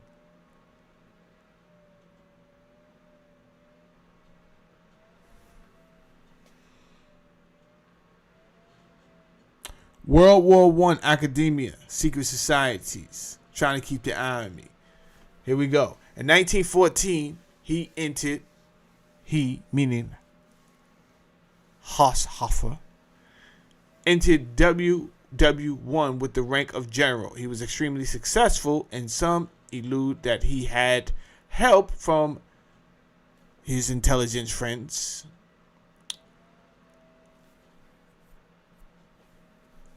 Alleged some supernatural forces that he was associated with. We've spoke about these people.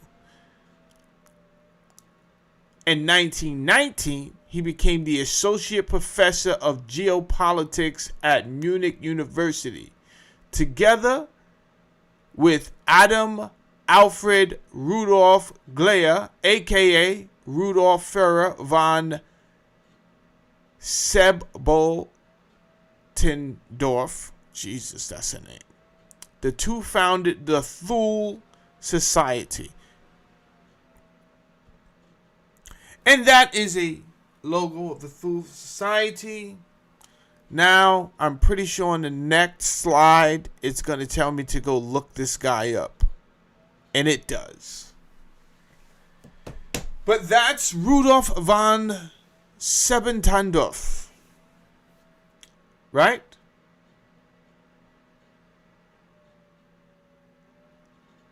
He has that Helena Blavatsky look in his eyes. They could be goddamn twins. They have the same exact face and look.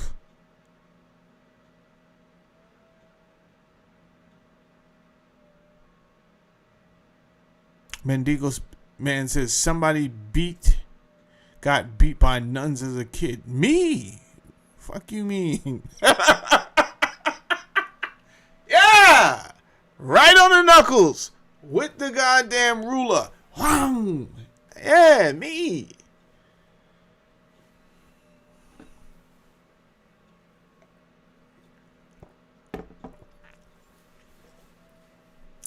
I went to a Catholic school where they were still teaching Latin.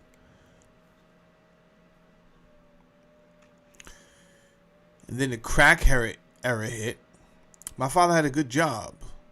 He was a truck driver for Exxon. He made money. He came home smelling like diesel.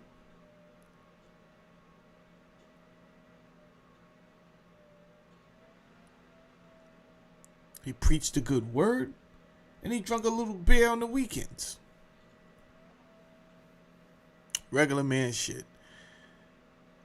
Then fucking crack came around. And all shit went sideways. Yikes. But never mind that. Let's look up this character right here.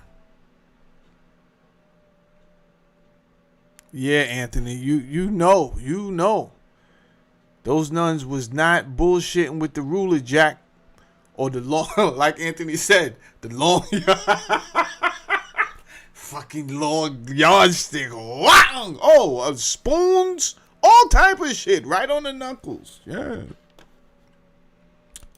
Right on the knuckles. Hold on. Let's look up this guy. Rudolph. Not the red-nosed reindeer.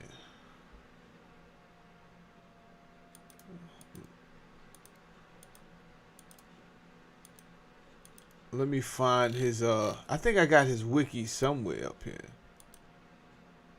I'll find it.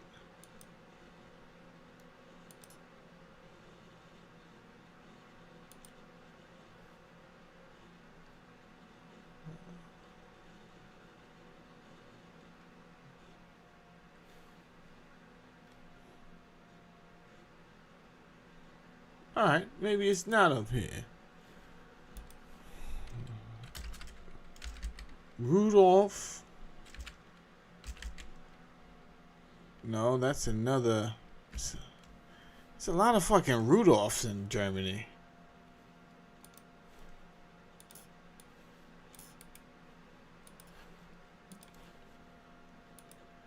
Now, there's a reason I want to look this guy Rudolph up. He was into some wild business.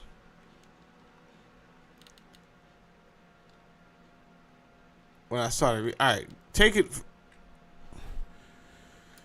I will say this. This is Wikipedia, and you have to take what you read in Wikipedia with a grain of salt. However, it'll give you a good, usually it'll give you a good idea of what was going on. So let's just read a little bit about this guy that Haushofer decided to team up with, right? His name was Alfred. He decided to change his name.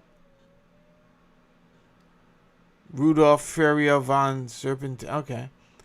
Was a German occultist, writer, intelligence agent, and political activist, right?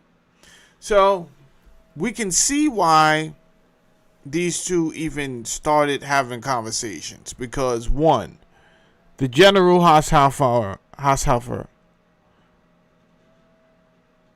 got to Japan and then got into some supernatural shit, right? After being inducted into the Black Dragons #1, he had to show his value, obviously.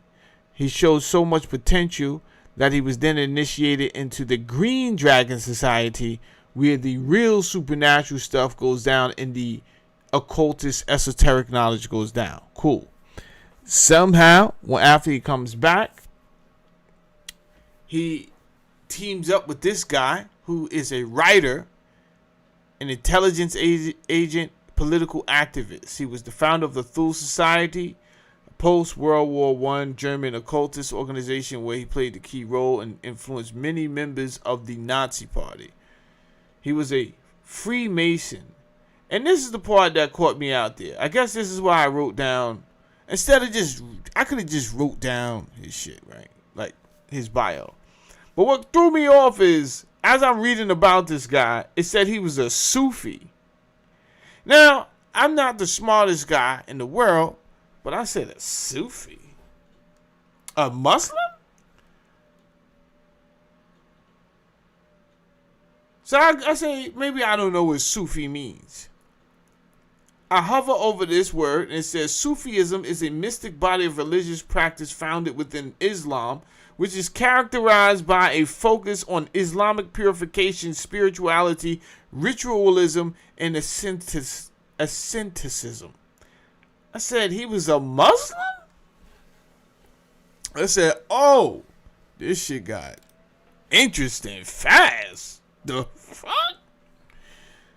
Huh? Of the Bektashi order after his conversion to Islam, and a practitioner of meditation, astrology, numerology, and alchemy. He also used the alias Erwin Torre. I said, oh, why does he remind me of Master Farad Muhammad? What the fuck was going on last century? Last century they was bugging.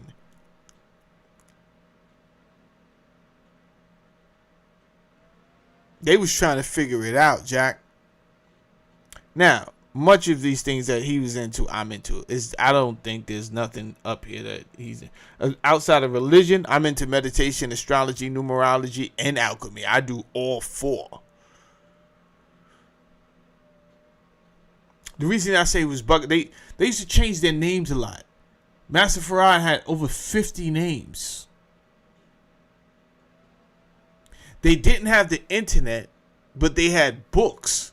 So sometimes they would rely on certain books. When they caught Master Farad, he was running around with a Jehovah's Witness Bible. By they, I mean the FBI ran down on Master Farad. Don't debate me on this. I have the pictures. I have the intelligence. I have the knowledge. Do not debate me on this. That's not what today's show is about.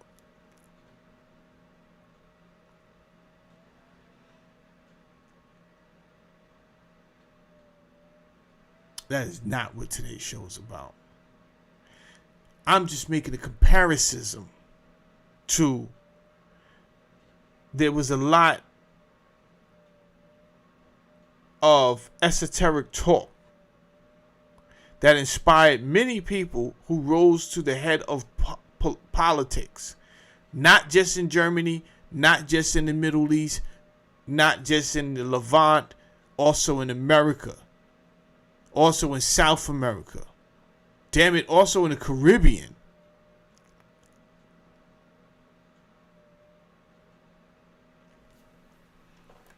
I found that to be wild.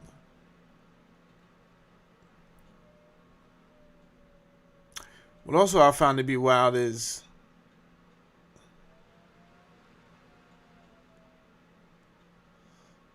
he did travel some. His birth name was Adam Alfred Rudolph Glare, and he was born in, where the fuck is this? Perugian?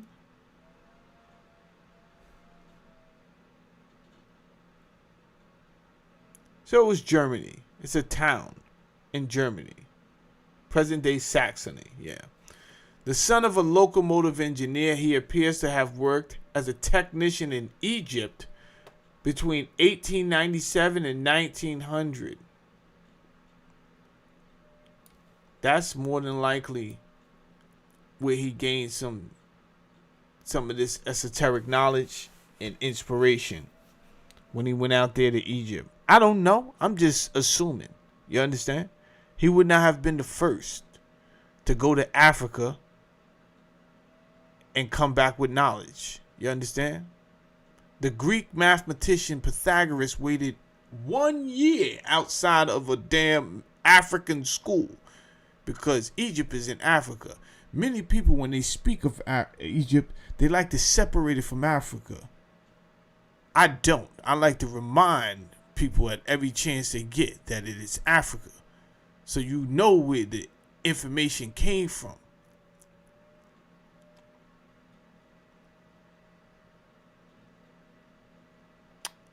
You cannot hate someone but love their culture at the same time. What are you talking about? Shut up.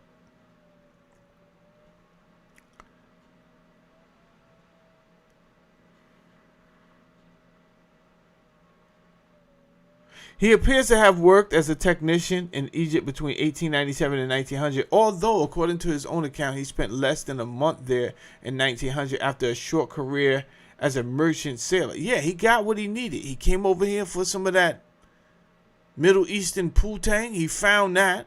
You understand? Then while relaxing and smoking some hashish, they probably introduced him to some esoteric knowledge, and he just went head over heels. He couldn't control it. Look, it says he became an Ottoman citizen. Yeah, he was caught up.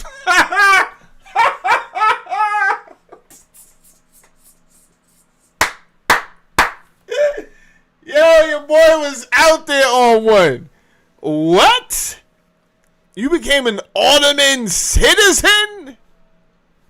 This nigga's crazy.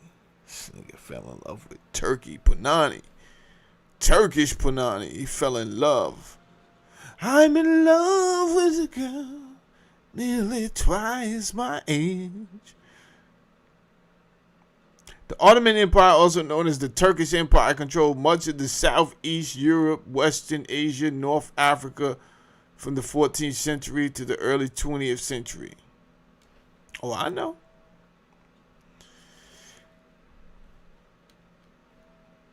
He became an Ottoman citizen in 1911, was apparently adopted under Turkish law by the expatriate Baron Henrik von... Okay. The adoption, later repeated in Germany, and its legal validity had been questioned. It was endorsed by the Sebendendorf family. Okay. After fighting on the Ottoman Turkish side of the First Balkan War, Glor returned to Germany with a Turkish passport in 1913. He was exempted from military service during World War I because the Ottoman citizenship and because of a wound he received during the First Balkan War. He had sovereignty. Yeah. He had what the American Moors wanted. He wanted, yo, we sovereign, God. You are not sovereign, nigga. I need you to get some license plates before I report your stupid ass, huh? You out here driving around with it. I bet you I flag down an officer. Let him know you out here bullshitting with cardboard plates. If I gotta pay the fees, you gotta pay the fee. No, what you don't understand, there's no law against traveling. You understand? What? Nigga, get some plates in your car. You don't have insurance. You understand? You are high risk. You gonna run my shit up. I understand everything you're saying. You're right, but I still need you to get plates. I ain't trying to hear none of that funny shit you talk about right now. Go get some license plates, my boy.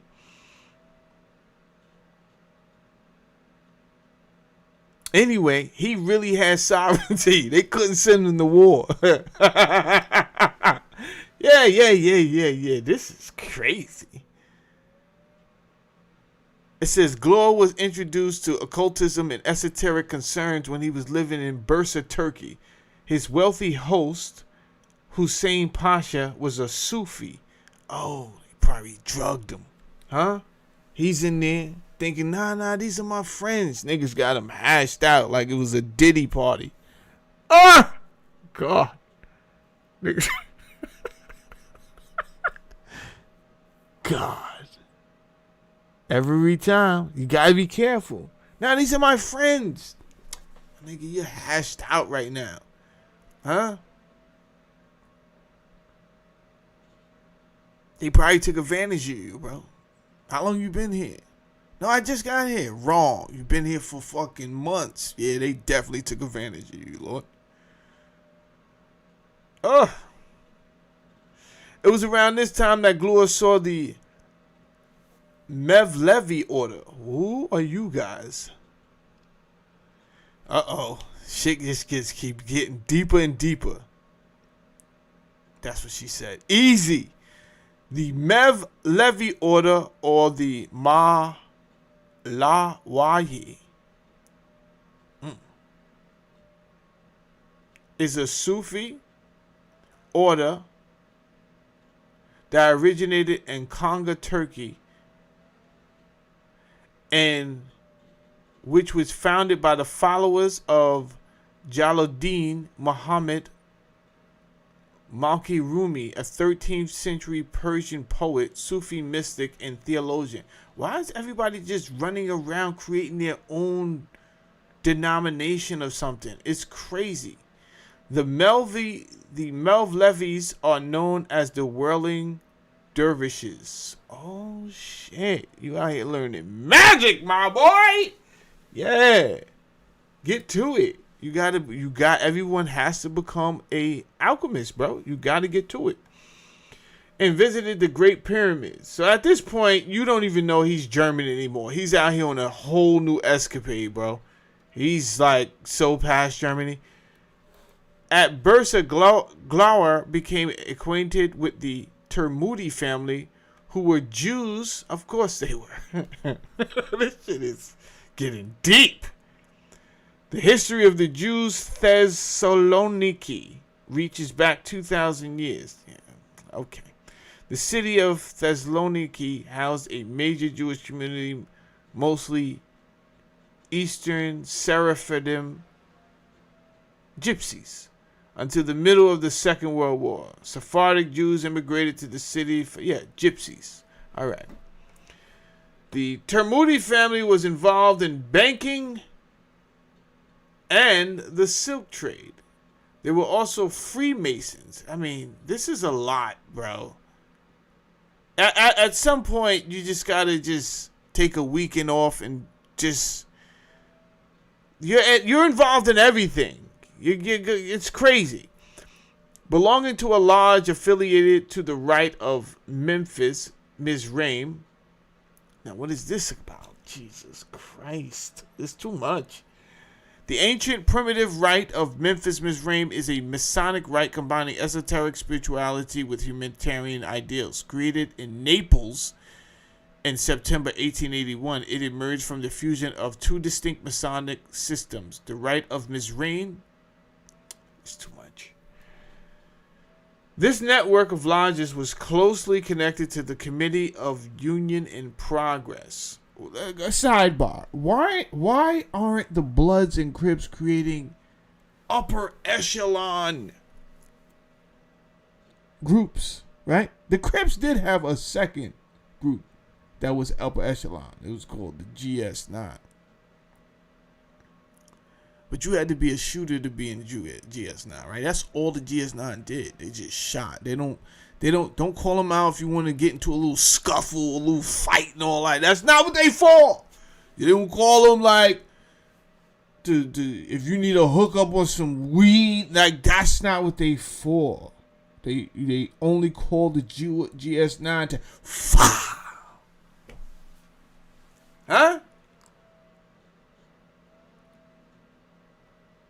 You know why I give the Bloods and Crips a hard way to go? Because niggas think small.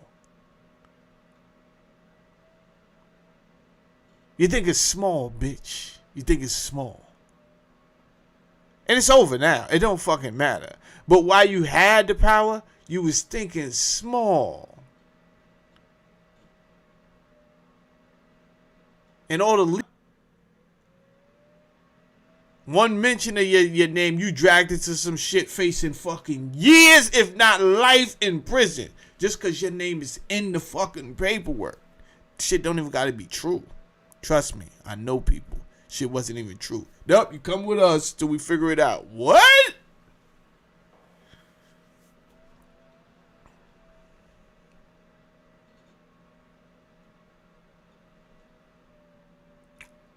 You gotta think bigger than think bigger. Let's keep going. The patriarch of the Termudi family initiated Gloria into the lodge. I'm still reading now. It's just crazy. He's into a lot of shit. Anyway, we just wanted to find out why the fuck Hasshofer teamed up with this guy. But now we know Rudolf van Seppendorf, he was on some other shit. Who knows? I might have known why they teamed up together. This nigga was a bigwig. Apparently he was a bigwig. Huh?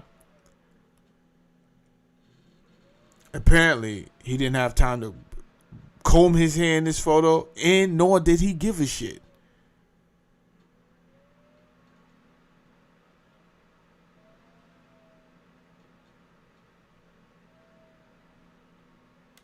He's out here trying to figure it out. However, let's talk about it, because she's the one. Fuck all the bullshit. She's the one that inspired most of these cats, Jack. You understand? Put some respect on her name. Fuck what you heard. I'm talking about most of these people was inspired by her. She's her.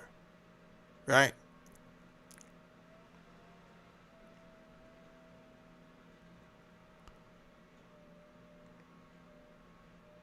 And once again, this does not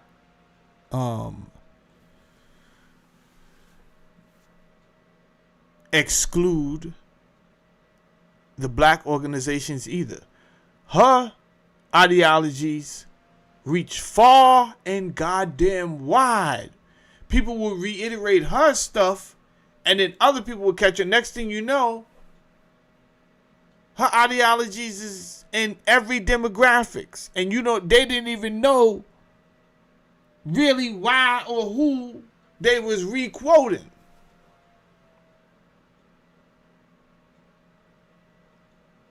The Thule Society, who we just spoke about, by the way, you know, I got wrapped up in this Rudolf von Siebeltendorf dude for a second. My bad.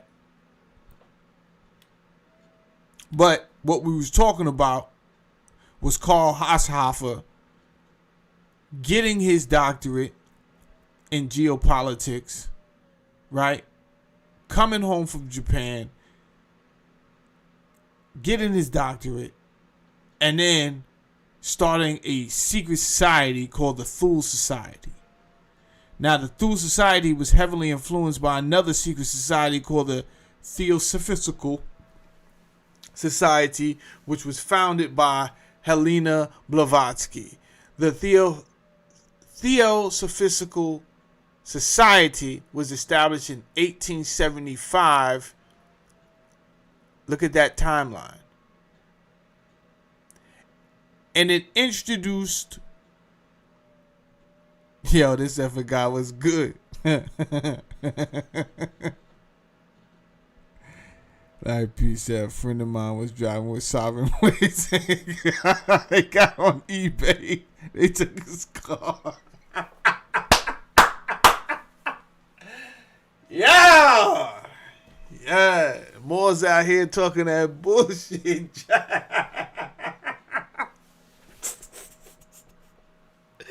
Yo! Hold on. I wasn't going to do it, but y'all got me started. Damn, why y'all get me started, bro? I'm just trying to get through this lesson. Hold on. Everybody hold tight.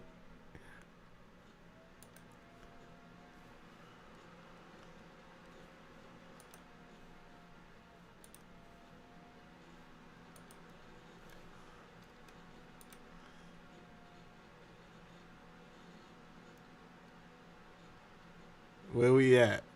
Where you at? Show yourself. There we go. You right here.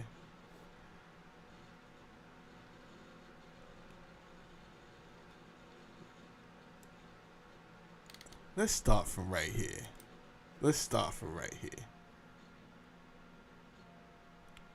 Damn, this ain't even what this video is about, but I got to do it because I'm on that bullshit. Now,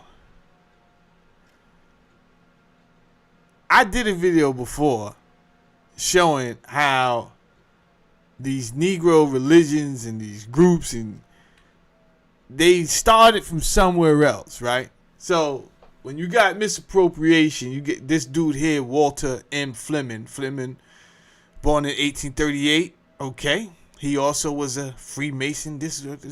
That's cool. It's nothing wrong with I don't got no beef with the Freemasons. I actually believe it contributes to your life. True masonry, true masonry, not toxic, but true masonry. Fleming was formerly a member of the New York County Medical Society. He was a member of a whole bunch of stuff. I'm not even going to run down his whole thing, right? This story keeps repeating itself. He teamed up with a writer and an actor. And these two dudes, I mean, it seems like this got to be a fucking simulation, because it seems like the same fucking story, just in two different lands.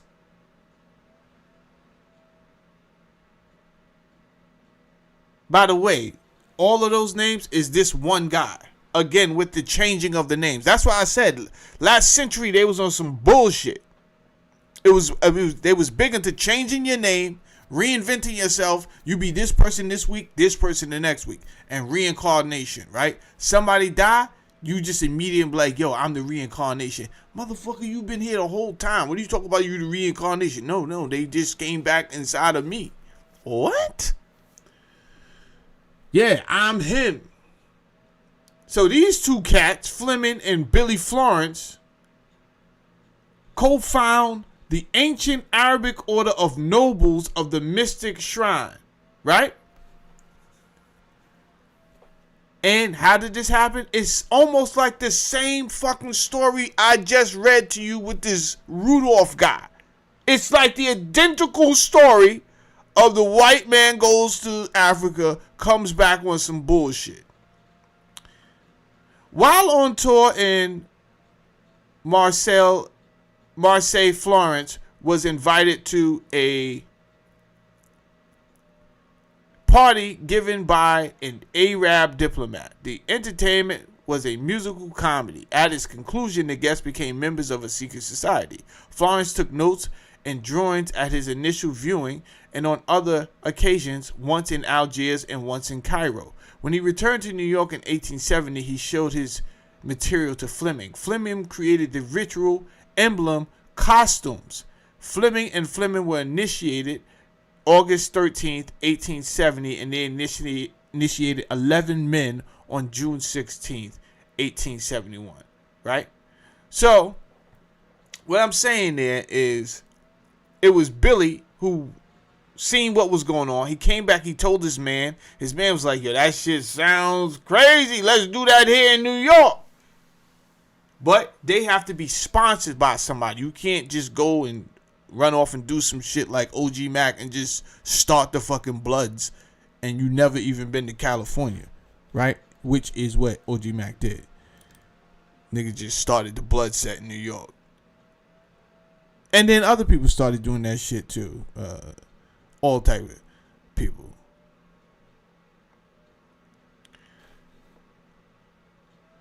Historically, the shrine was open to only white men. In 1893, African American counterpart to the Shriners movement was initiated by John G. Jones and 13 other Prince Hall Masons. In 1919, there were legal conflicts between the white and African American orders, with a white-only order, blase, blase, blah.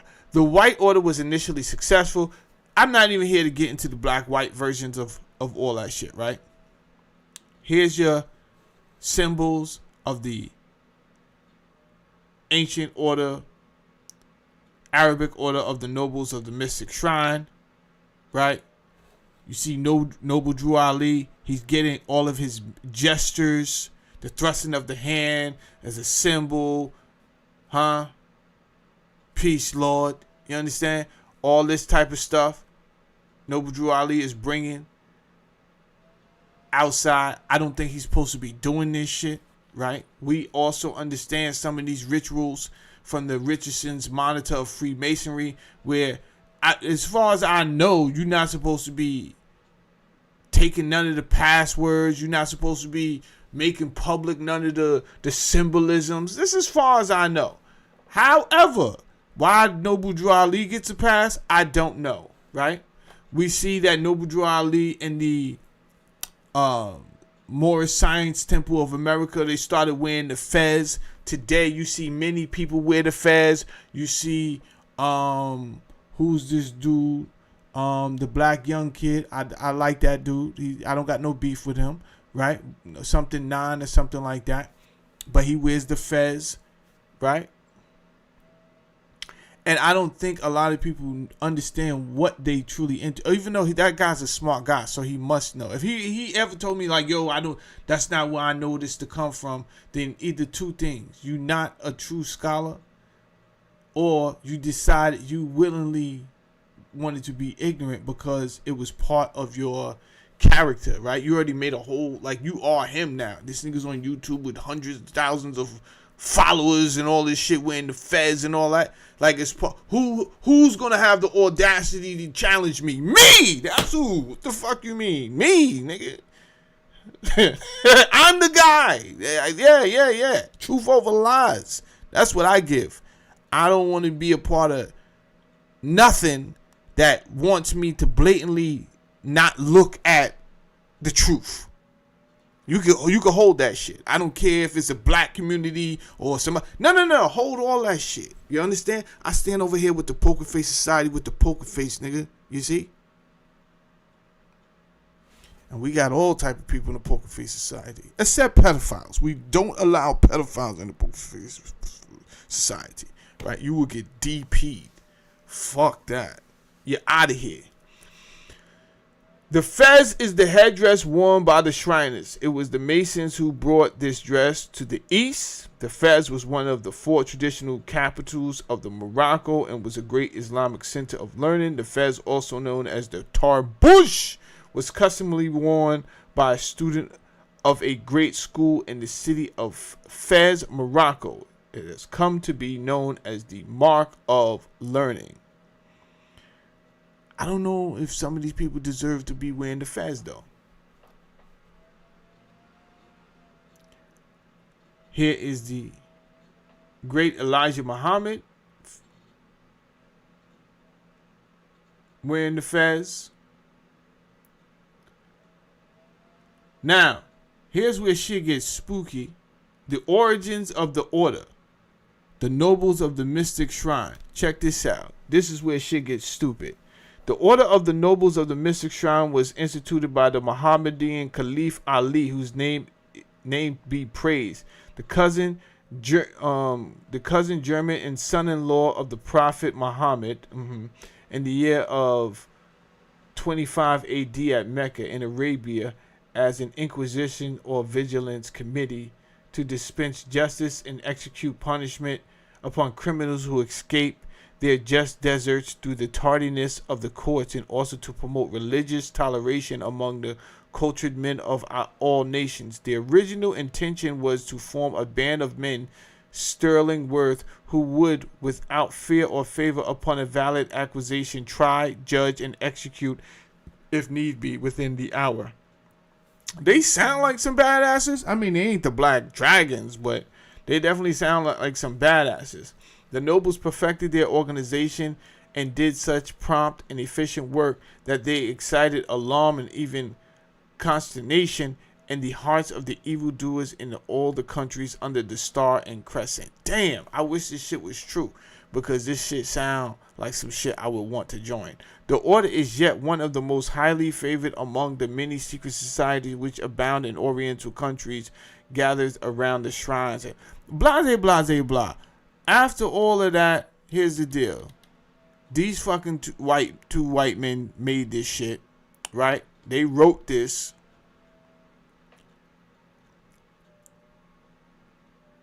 To the nobles of the mystic shrine, believing that every noble of our order would be interested in knowing its origins and history.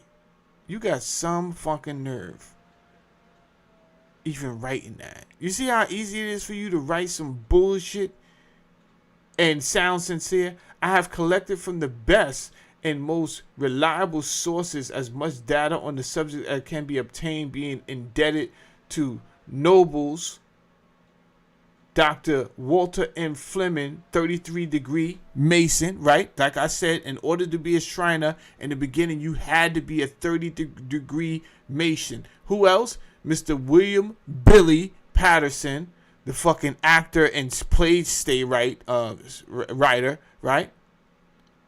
So for all you guys running around, hold up. You talking that Moorish shit. I just want you to know what you're standing on. Before you get out here, you start driving around with no plates and shit because you done heard some shit about something the other. Easy. I just want you to know what you're standing on. Talking that black man shit to me. Nigga, what? 2 white men came up with this lie.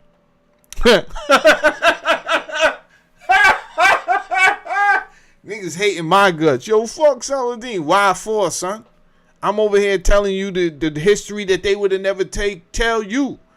Break free. Liberation, my man. Join the Poker Face Society. Fuck all that dumb shit. Hit the like button and do subscribe.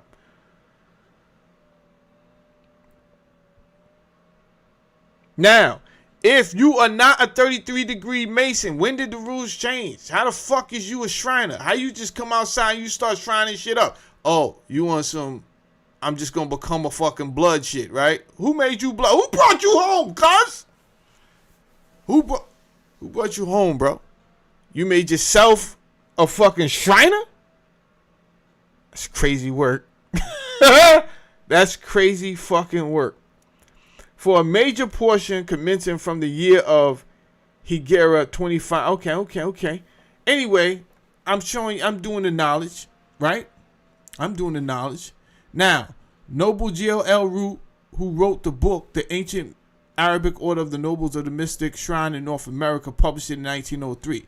As a Shriner, Noble is a title for the members. Root compiled this early history of the organization, including its origins, legends, like the mythical founding by Ali, rituals, symbols, and growth from the 1870s. All right. In 1875, there were 43 Shriners. Then I go on to take... I already did this video. I'm just really going over something real quick, right? That energy built up so much because they started with they started with like 11 initiates. Shit grew to 43. It went to 1876. No. It went to 425. Then it went to 7,210 and 48 temples across the United States and Canada. And then it went to 55,000 members, 82 temples. Now, I don't have a problem with the Shriners.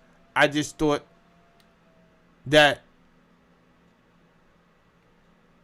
it was worth noting that it came out that these guys were not telling the truth.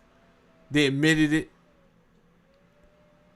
And yet it created so much momentum that after we got 55,000 followers, how do we say that you guys started this shit on a lie? Well, we don't say that. We just keep on going, and we really just, that's not what we stand for now, right? So there's a lot of religions that did this. Jehovah's Witness, full of shit. Jehovah's Witness. I lost 2 good friends to fucking Jehovah's Witness. They are some powerful motherfuckers, bro. I don't know how they still catching niggas out there like that. Them niggas is catching niggas out there. But they are. But when you do the knowledge to who founded them? Their founder was a fucking pedophile. Straight music. Right? But when you find that out, what do? You just say, well, that's not who we are now. How the fuck not? How not? You know how many of your women would prefer me to penetrate them anally? Because they say, yo, no, I'm a virgin. I can't, but you could do it in my butt. I'm just telling you what goes on in the Jehovah's Witness. You understand? So you fucking up their mental state.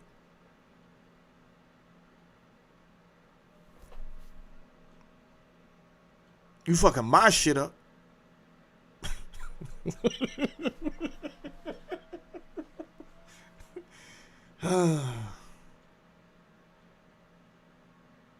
Plagiarized from the Aquarian Gospel of Jesus by Levi Dowling.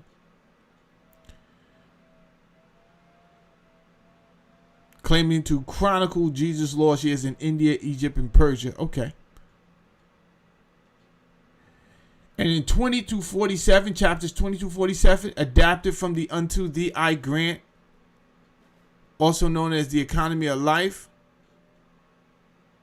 attributed to a European author, but presented as an ancient Oriental wisdom possible influenced by the Rosicrucian or Freemasonry. Right? This is Levi Dowling. Don't worry. I'm going to bring this all back to where I started to in a second. Levi H. Dowling, he wrote the Aquarian Gospel of Jesus the Christ, obviously. Dowling claimed he accessed the story through the Akashic Records. Maybe he did. I've delved into the Akashic Records from time to time again. A spiritual archive said to contain every event and thought in existence. This is true. Who was his influences for writing this Aquarian Gospel? Well, Theosophy by Blavatsky, which he spoke about karma and reincarnation and ancient universal wisdom. Eastern thought, Christian Gnosticism, New Thought movement, esoteric Christianity, Age of Aquarius. And then we get into that over there. I did this video. At some point, I will come back and I will do this video again. But right now is not the time for that. Right now, I just wanted to prove to you guys that this Theosophy philosophical movement that Hella Blavatsky had started was so inspirational to many people, and it created a lot of schools of thought that took no prisoners. And like I said, she's the one, right? So she spoke about the root races. She spoke about the Aryans, you understand? The lost civilizations of Atlantis and Lemuria, which needs to be talked about. I've spoken about this before. I've spoken about the Maldekians, the Atlanteans, the Lemurians, the Martians, down here on this planet. Hidden masters in the esoteric evolution. So the conversation is not going anywhere. It's going to stay here.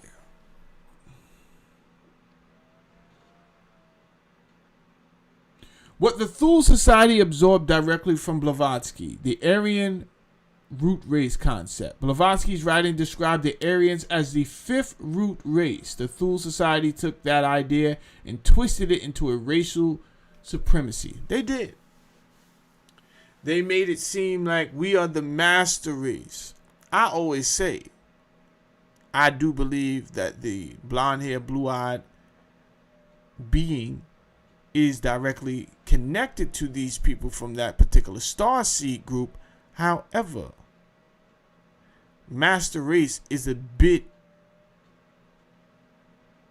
obnoxious. A little bit. This group, I also say, were not designed for this planet, which is why they didn't so much need the exact amount of melanin that the darker people have, because in their atmosphere there wasn't a need for that much melanin.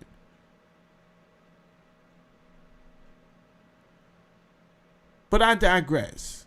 They're here now. Never mind how. That's for another video on how they got here and why they're here. They're here now. However, I don't like the word mainstream, but your mainstream scientists say that these Caucasian people just got here 10,000 years ago. That's for you to take up with them. This show is not about when the Caucasian man got to the planet Earth. Take that up with your mainstream scientists. I have no dog in that fight. Atlantis and Hyperborea. Blavatsky introduced the idea of ancient lost continents. The Thule Society used the Hyperborean myth to justify mystical northern origins. I believe they are connected to these beings, to be honest with you. Hidden masters in the depths. However, there's other masters just as great. The Atlanteans had some pretty superior technology, but they weren't the only extraterrestrials, and they damn sure wasn't the only extraterrestrials of knowledge of superior science and technology. So there was really no reason for the white man to run off like, yo, we the fucking master. You got to slow down, my man. You are wilding out here. You gotta chill. Blavatsky wrote about secret adepts guiding humanity. Thule adapted this into their own idea of hidden Aryan master. Exactly. Take us some shit like Ghostface Killer said. You understand? They want to use your lines all ahead of time, not sounding like first of all, flipping and bouncing on some other shit. Shout out to Ghostface Killer, Wu-Tang Clan.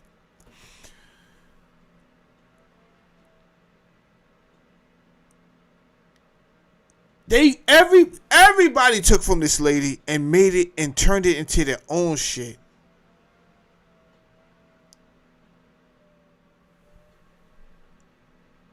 And they became leaders in these silos, and some of them burnt to the ground, literally. Esoteric evolution. Blavatsky believed humanity evolved spiritually across ages. I believe that, Blavatsky. I believe that. Thule distorted this into a racial evolutionary hierarchy, occult symbolism, and Eastern mysticism. Thule Society members used a lot of runes, swastikas. Now, that's what we're trying to tell you guys. The swastika was a positive symbol for thousands of years. Like the fucking rainbow.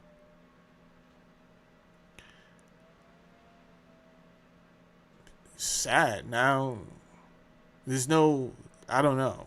I don't know what it's going to take for the rainbow to be a neutral symbol again. It's over, Lord. It's over. Like Rover. This whole shit got to burn down to the ground. And we got to start fresh, right?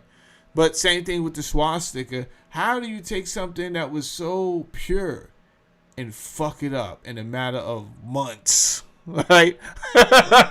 It's just crazy. Forever. Right? Chakra type concepts, mystic energy ideas, inner awakened practices, right? Blavatsky made all of this fashionable in Europe decades earlier. She did. Give her respect.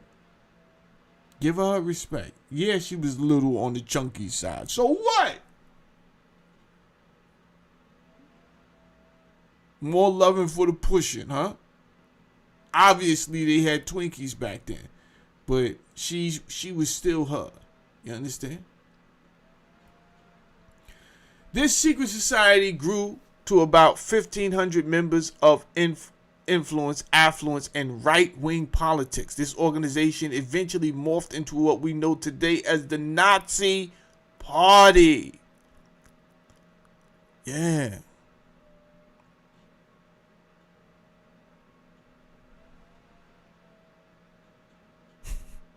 Oh shit, they had a fight about Mike Tyson in the comments. Oh shit.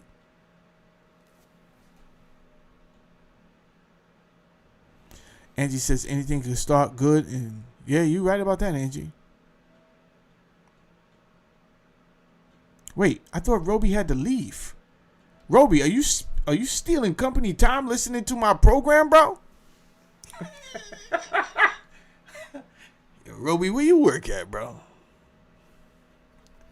Get to the bottom of this shit.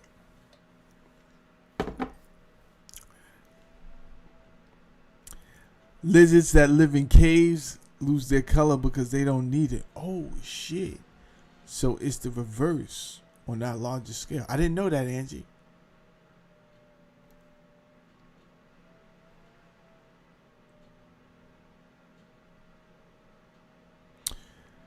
We got Atlantean Empire in the house. He said the lords below have a motto.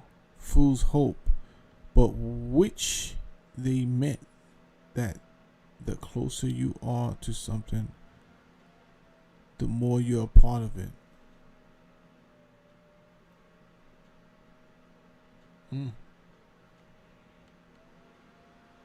Trolls off topic, offending me.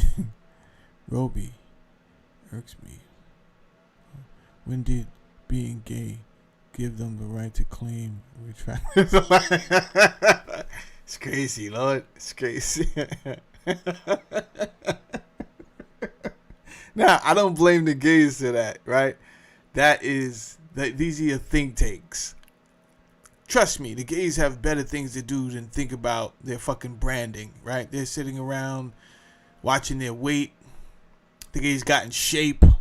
They was tired of fucking being talked to crazy in the streets.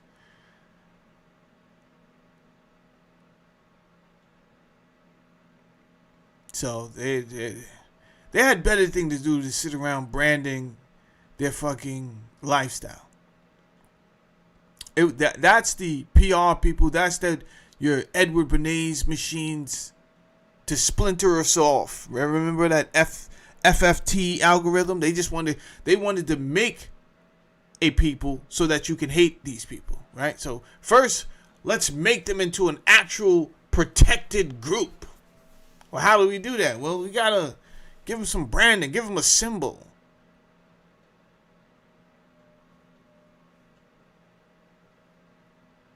And they took one of the most purest symbols. Symbol of light, god damn it. Which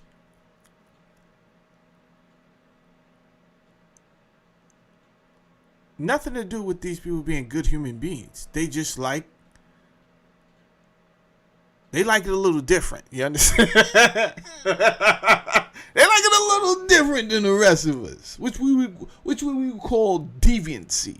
And that's okay. It's not a crime. It's a crime against humanity.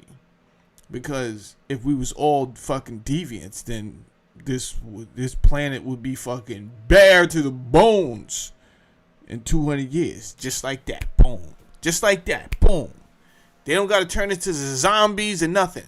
Right? If they could figure out, which they are trying to figure out, how to turn everybody into homosexuals, which they have been doing and pouring a lot of money into, then that would drastically reduce our presence here.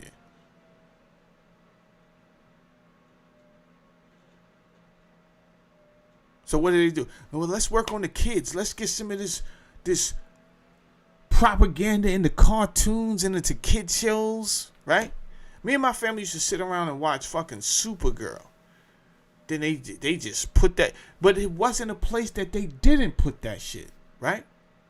And this is why I say fuck the Biden administration, not because I hate gays. No, understand what I'm saying.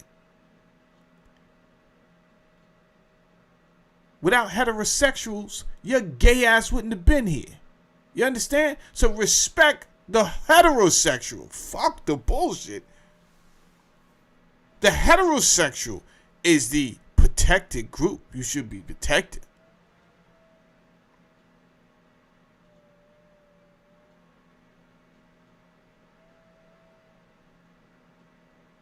We're the reason you even able to wake up with a sore butt,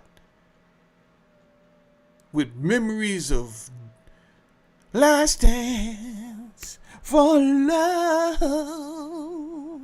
Right? You got the greatest memories of last night. Why? Because of heterosexuals bringing your silly ass to this planet. The least you could do is look out for us, homosexuals. The least you could do is be like, nah. If it wasn't for the heterosexuals, we wouldn't have been able to do that creaky shit we did last night. You understand?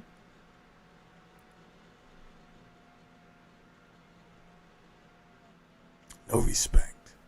No fucking logic. It's crazy.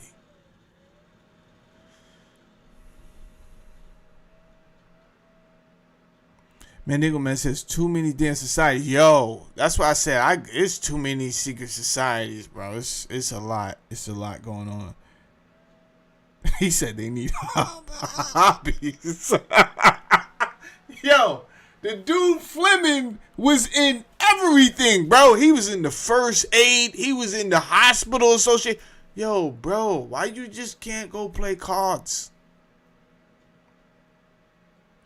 And this is the problem with man, right? So if he's like that without being rich, you give a motherfucker $1 billion, he don't know what to do. All of a sudden, he want to start working on vaccines and all type of stupid shit. Yeah, we knew you should have never got no money, right? You couldn't keep yourself satisfied with a couple of dollars.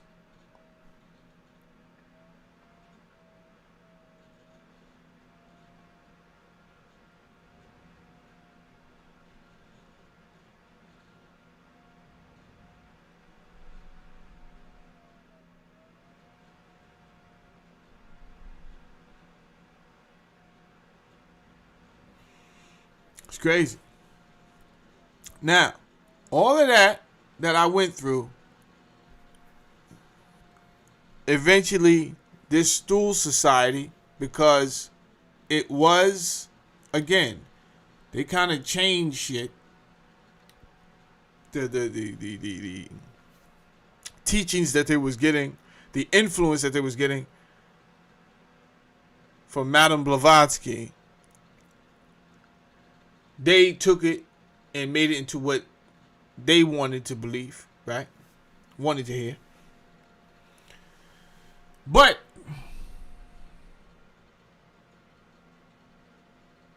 I know we started with Haushofer, and we will get back to Haushofer. But before Hitler even met a Haushofer, he met this guy right here.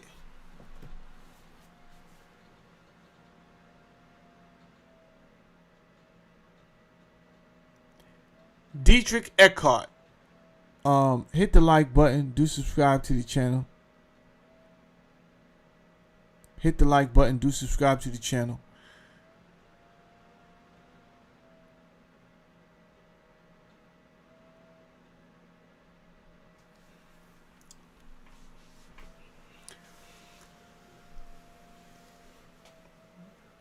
He was Hitler's first mentor from 1919-1923. Eckart became the first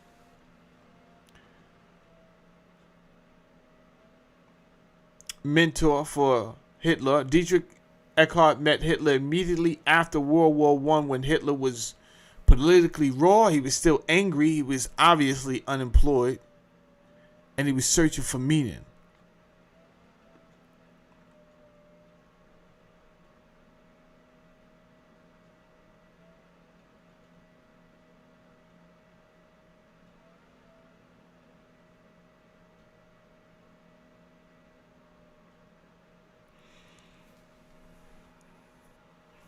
Albert, greatest mathematician. I like that name. Albert, greatest mathematician. Salute to our mathematicians and our scientists. Eckart was a poet, a journalist, another poet. Another poet. Why are all these fucking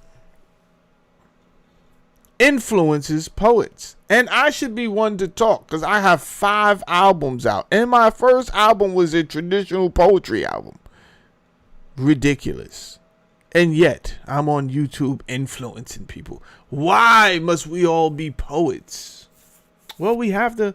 They did say in the beginning was the Word, and the Word was God, and the Word was with God.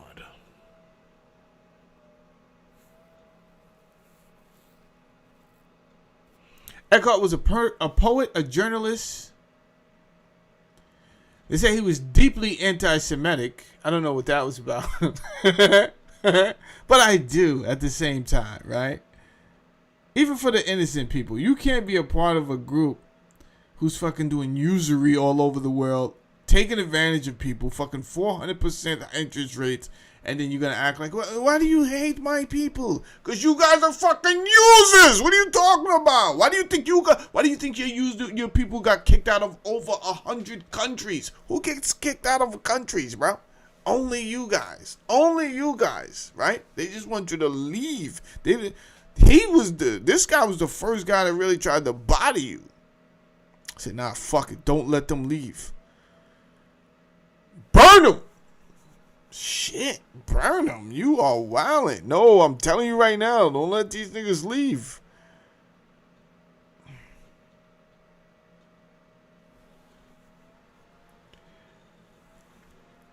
Here's the thing. I'm not saying Hitler was right. I just don't like when Jews try to act like people don't know why people might not like them.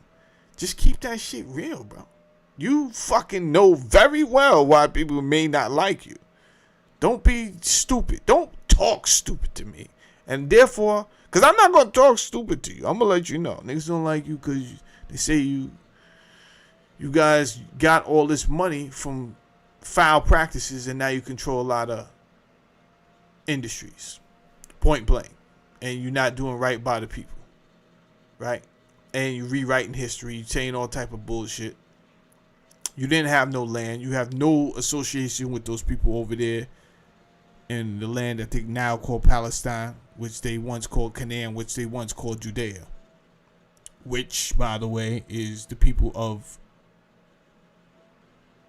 who are the Jew from Judea. You are not of the tribe of Judah. And identity theft is a crime, and you guys are out here on some bullshit. You have the DNA does not link to these people. So don't ask me a stupid question and I won't have to give you a real fucking answer. However, we could definitely still do business together. I'm just not going to tell you a lie. So if you don't never bring that shit up, I won't never bring it up and we could go get some dollars together. How about that? Just don't ask me to be a stoolie. Don't ask me to be some fucking fuckboy and pay homage to you because I'm going to tell you the truth. Now, if you want to get to this money, Jew boy, let's do that. Let's do that. But don't talk that anti-Semitic shit to me. Let's just get this money. That's what you're good at. Let's get this fucking money.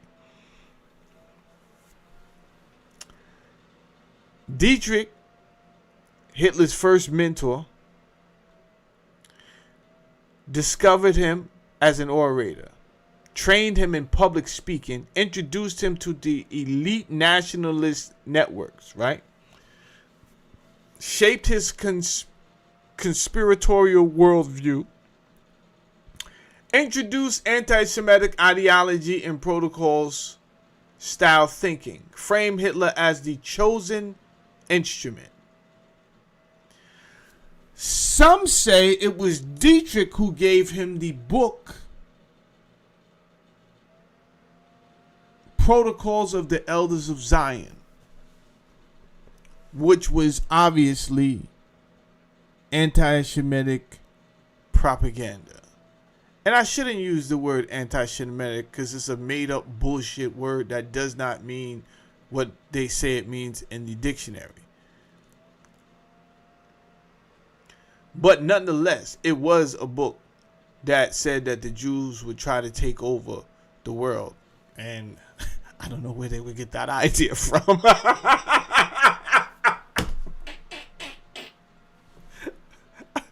Why would you say that? That hurts my feeling.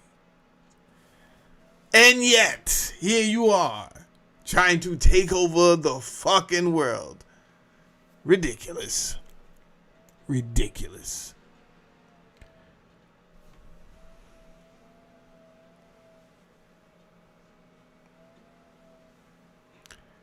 Yeah, Buster. Yeah, Buster.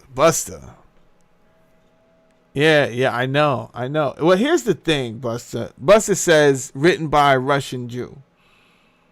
And I wasn't going to go there yet, but it's kind of wild because, to be honest with you, there was some hypocrisy going on. And we didn't get there yet. We're going to get there. But many people in Hitler's immediate circle as well as his professional circle, by definition, by the Nuremberg trial definition of Jew, which your grandparents, both of your grandparents had to be fucking Jews. These people were fucking Jews, bro.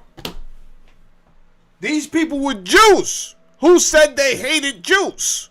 What the fuck is going on here?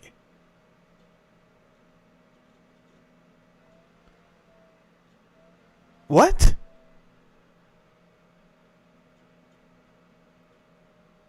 But I didn't get to that part of the story yet. I'm just reading a couple of the comments. And we'll get there. We'll get there.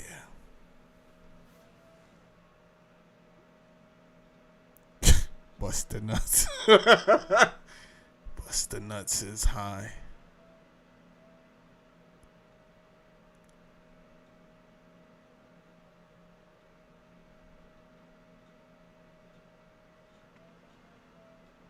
Well, I didn't say they were all Jews, did I? Now back up. You said wrong was called Palestine? Did you spell that wrong?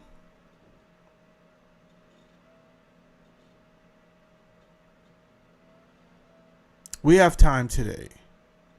H Buster. What was I wrong about? We have time today. Slow down the conversation.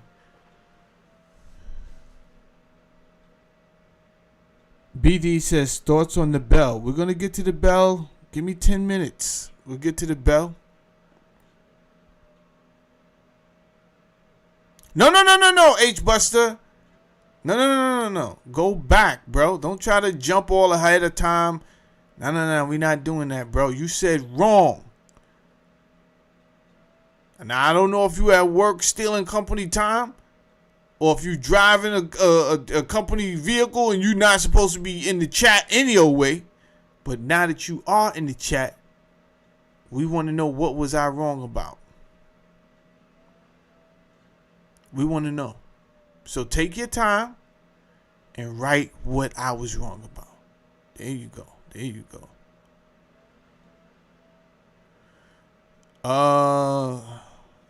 Do I need a video editor? Hit me up. DM me. I gotta see. I don't trust people like that. Right? I don't trust people like that. This is the Poker Face Society. I might have you initiate. You might have to become initiate. You understand? No kinky shit. No crazy Greek fraternity hazing and no silly shit, but can't bring you into the fold just because I met you in the fucking chat.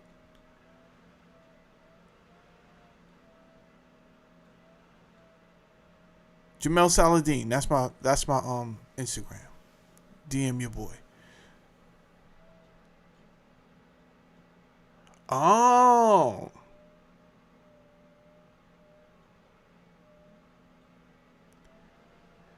You said the land called Palestine named by the Greeks. However,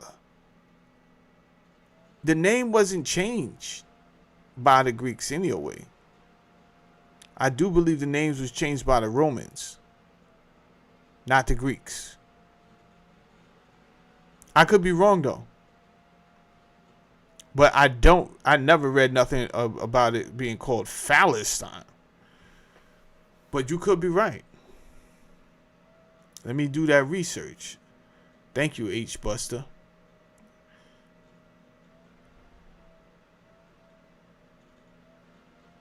Thank you.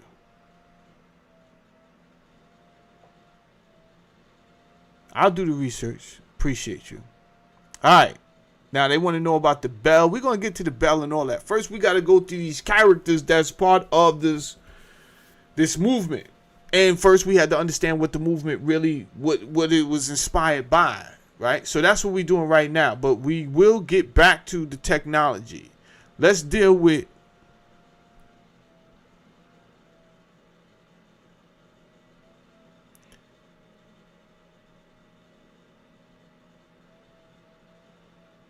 Yeah, I know. See, Roby?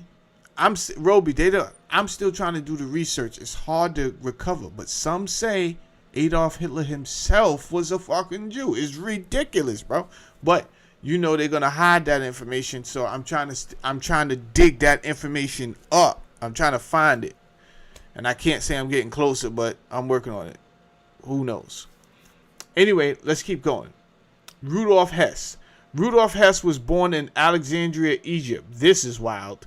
He became Karl Haushofer's student and studied geopolitics and Eastern esoteric thought under Haushofer at the University of Munich. Hess was also Adolf Hitler's earliest followers. Right? For many years, he was the number 3 most powerful man in Nazi Germany after Hitler and Göring. It was Hess to encourage Haushofer to attend Hitler's trial for treason. Okay, stop. I don't want to go too fast for everybody, because you may be thinking you know why Hitler was on trial. And for many of us that did not pay attention in school, we don't know why Hitler was on trial. So, why was Hitler on trial in the first place? This is way before he became the leader of Germany. Why was he on trial in the first place? In 1923, Hitler was tried for high treason because he attempted to overthrow the German government in what became known as the Beer Hall Putsch, November 8 through 9, 1923. It was a failed coup carried out by the Nazi Party and its allies in Munich, Bavaria. They tried it. They tried it. Let's see that. Who we got down here? We got Wagner down there. We got Weber down there. Let's keep going. Hitler becomes a national hero and sent to jail. Right? So, I think I got down here how many people died in that. Do I? Yeah. So, on November 8th, 1923. Okay, I see you just hit me up. Cool. Yeah, we'll talk about it. I gotta be careful. I run into some real weirdos on the fucking internet, so I'm not that trusting at all of people I meet on the internet. So usually, you just here as an initiate for a while before we start working together.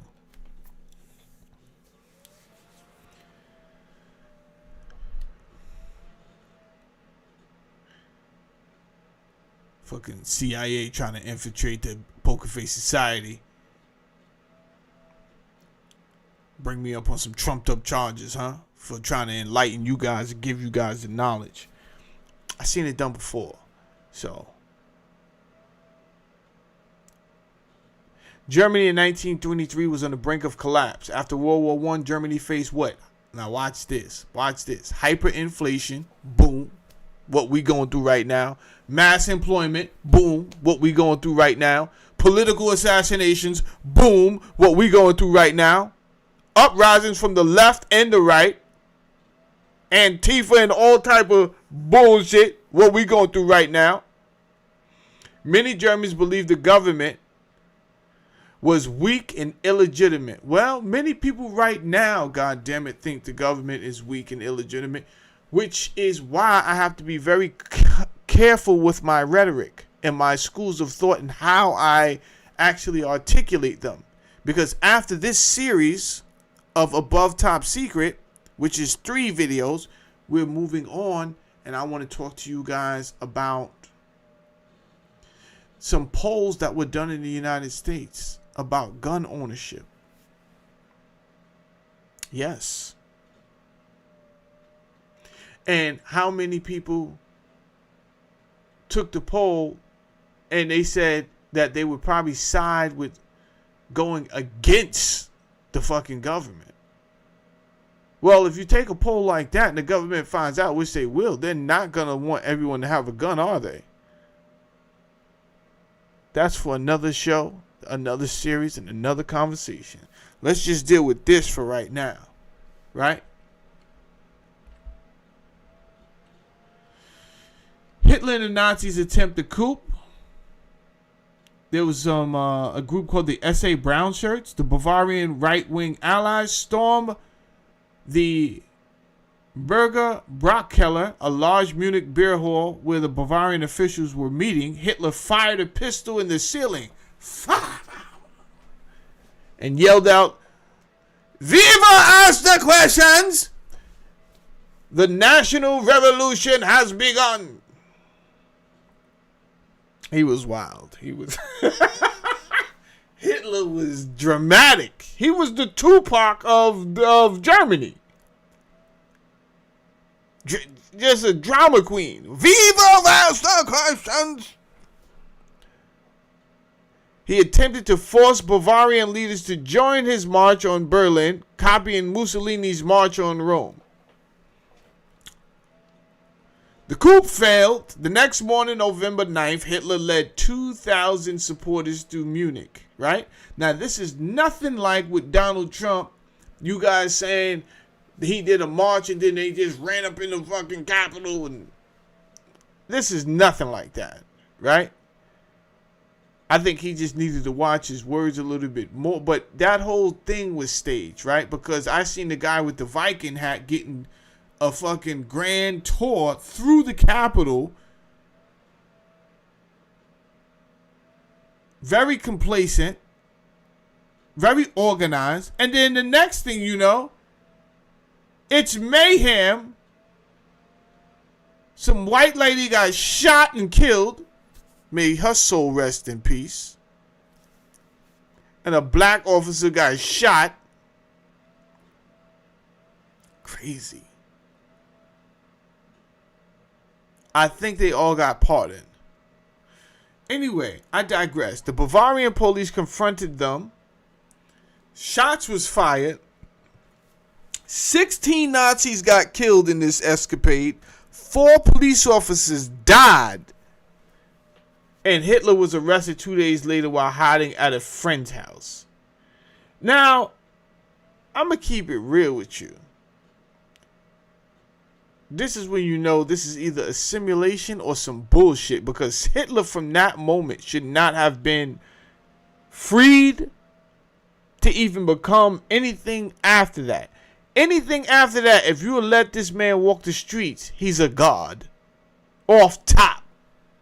Off top. He's a god. People died, bro. 4 police officers died. What are you talking about? He's back on the streets. How, Sway? How, Sway?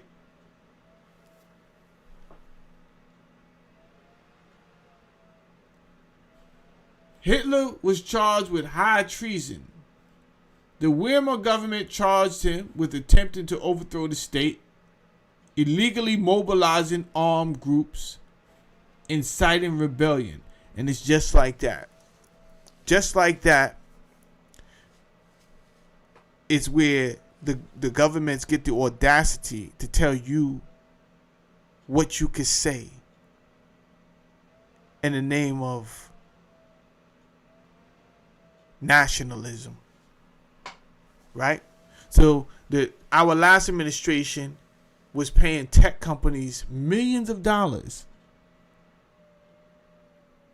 Now, did you just fucking pay? You borrowed money from a private bank, and you got that money through a middleman called the Federal Reserve. Now you borrowed that money, and now I have to go to work and pay back that fucking money that you borrowed so that you could pay a tech company to censor my words?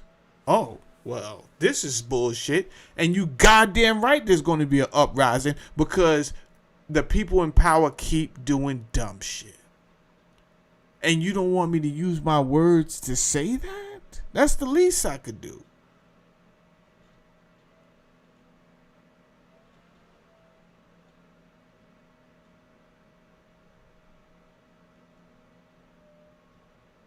Spartacus says, it's okay, Unc. Joe Biden can't hurt you anymore. A bullshit.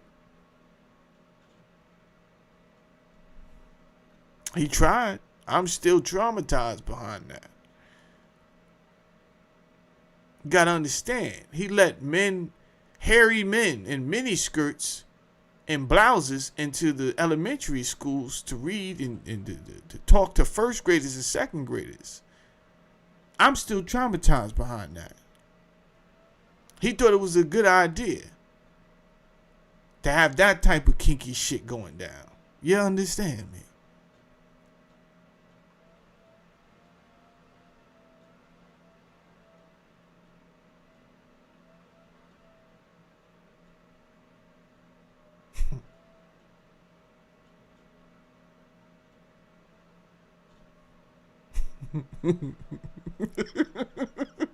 He said, I could do the least I could do. The least I could do is the least I can do.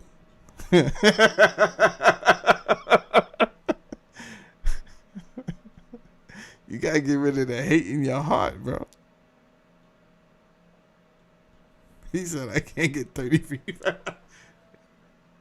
Well, I set somebody off. We got your panties in a bunch, man. Oh, gosh. The Weimar government charged him with attempting to overthrow the state, illegalizing, mobilizing armed groups. The penalty for treason could be life in prison or death.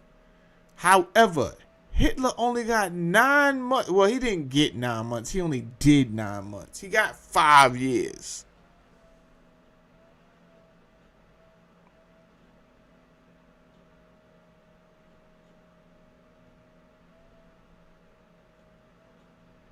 Yeah, he's upset. He's upset because his butt hurts and it won't stop leaking. This is what happens when you cross to the other side. Now you got to wear diapers at the ripe old age of 33. You out here wearing diapers on every fucking weekend excursion, and your friends are tired of dealing with that shit, right? Every 5 minutes, you gotta go to the bathroom to rearrange your diaper. This is nobody else's problem but your own, sir.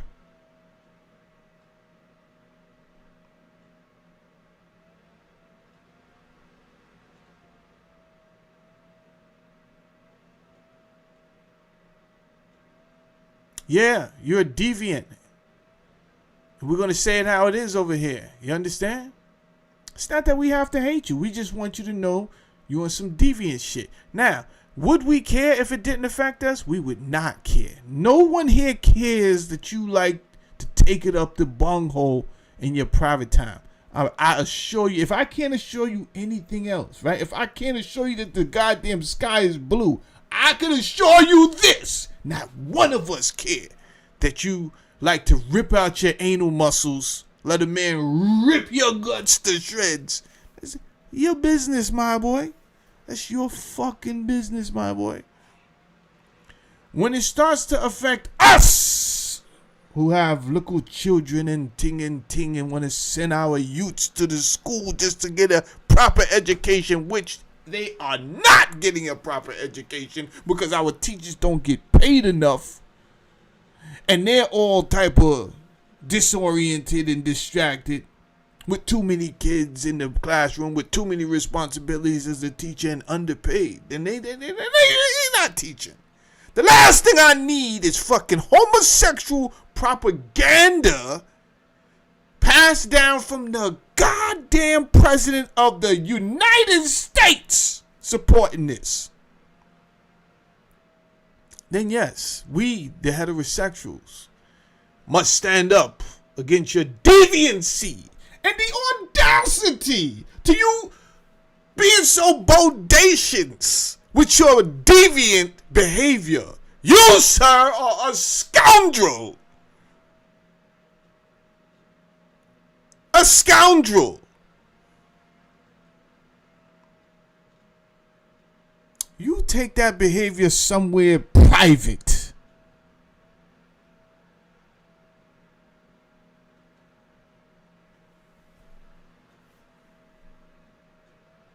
This. Come over here wanting to proclaim your authority of Of what?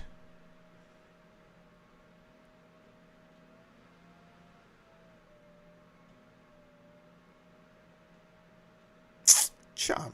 Come on to the police, brethren. Pure fuckery, that, man, boy.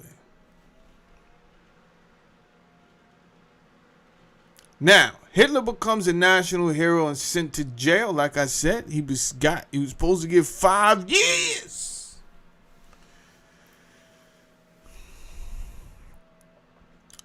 And he ends up with 9 months. Fuck does that happen? The trial became a national spotlight. The judge was sympathetic to the right-wing nationalism and allowed Hitler to speak freely. Instead of denying the charges, Hitler went in the opposite direction and said, I'm a patriot, a defender of Germany. Huh? A man trying to save the nation from communism and humiliation. Here's the thing. You can't see those usury charges right away. That's the thing, right? Be careful. These are people who've been getting kicked out of countries for hundreds of years. Now, I'm not saying you got to go around hating all these, that's not what I'm saying. Just be careful. And I'm also saying that his mind was already filled up with propaganda. One. So, any legitimate reason to be upset is going to just inflame that sore spot even more. Now, the propaganda probably made Hitler hate the Jews because they, whatever he read in the protocols of the Elders of Zion is saying like, yo, these people are going to try to take over the world. And not for nothing, in the year 2025 of your Lord, they are damn near head of all the fucking industries, almost. And they are trying to take over the world. So whether he was right or wrong, he was trying to prevent. When he heard that, they say it's propaganda, but I don't know how it could be propaganda if this shit turned out to be goddamn true, which is nuts. So he's saying, nah. We continue. Plus, they wasn't the only problem, right? He wanted to stay away from communism. The way I see it, though, I don't know if you can win. Because absolute power absolutely corrupts. That's just it. It doesn't matter who gets in there. If you had somebody that was pure in there, right? Let's just say who's the purest person that we could probably think of, which is Mother Teresa or Princess Diana, right? Say they was the head of an organization. They have to die. And when they die, that's where the problem is. And not only do they have to die, they're not omnipresent. So when you expand too much, you lose control, which happened to Greece, which happened to Rome, right? You lose too much. And then when you put people in charge, they're not you. So when you're away, these guys are doing crazy shit to the people there.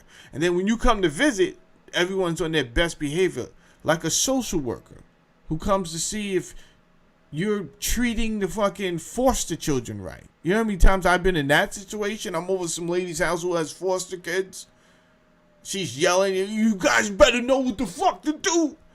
The lady, she comes and she's asking everybody, are you all right? And the kids are like, yeah, these kids are fucking eating and they get beat all the time. I know, I'm here. And I found out later they was getting fucking sexually abused. So this is what I'm talking about. Yet the government can say, no, we sent people over there. Yeah, you sent them over there. They're fucking blind. You might as well send Stevie Wonder over here, you dickhead. This fucking kid obviously is not fucking eating. Huh?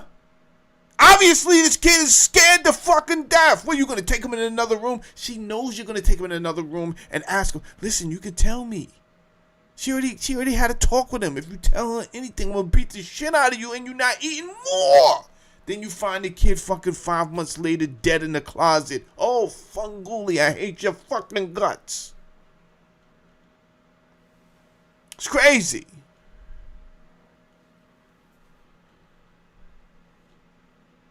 Anyway, Hitler did not deny. He said, I alone bear the responsibility, but I am not a criminal. Now, what I want you to understand now, this is where Haushofer comes into play.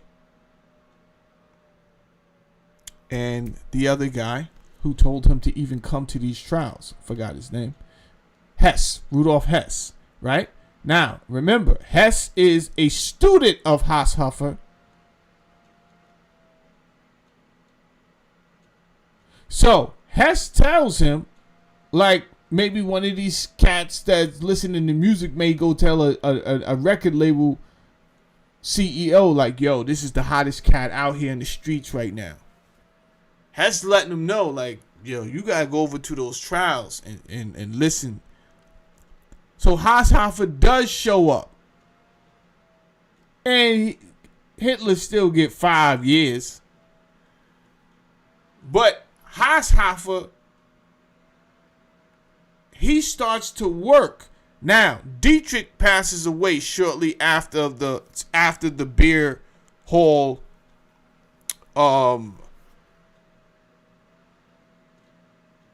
takeover that failed. So his first mentor passes away. His new mentor has been watching him for a minute.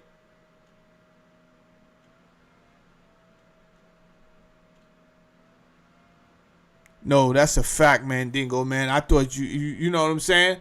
That's why I put that motherfucking picture there. Your man had the unibrow. Anybody with a unibrow like that is destined to be a villain. You understand? There is no room for a protagonist with eyebrows. Like we only have one role for you, my man. Right? He's like, no, but you seriously, let me just do my bit. You understand? Because I can play a range of characters. You're playing one character, my man. Right? We don't need to. No, I play it. Yo. We don't care who you could play. You are a villain, my boy. That's it. He's feigning ignorance, but he really knows what it is. Is it the eyebrows? You fucking right, it's the eyebrows. What you mean is it the eyebrows? You was born to be a villain, diabolical. Fuck you mean? How, Sway? How can I put you in a position on earth to be a good guy? I can't.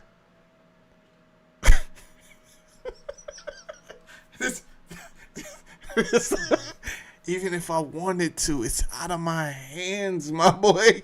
You live your life, live your truth. You a villain, my boy.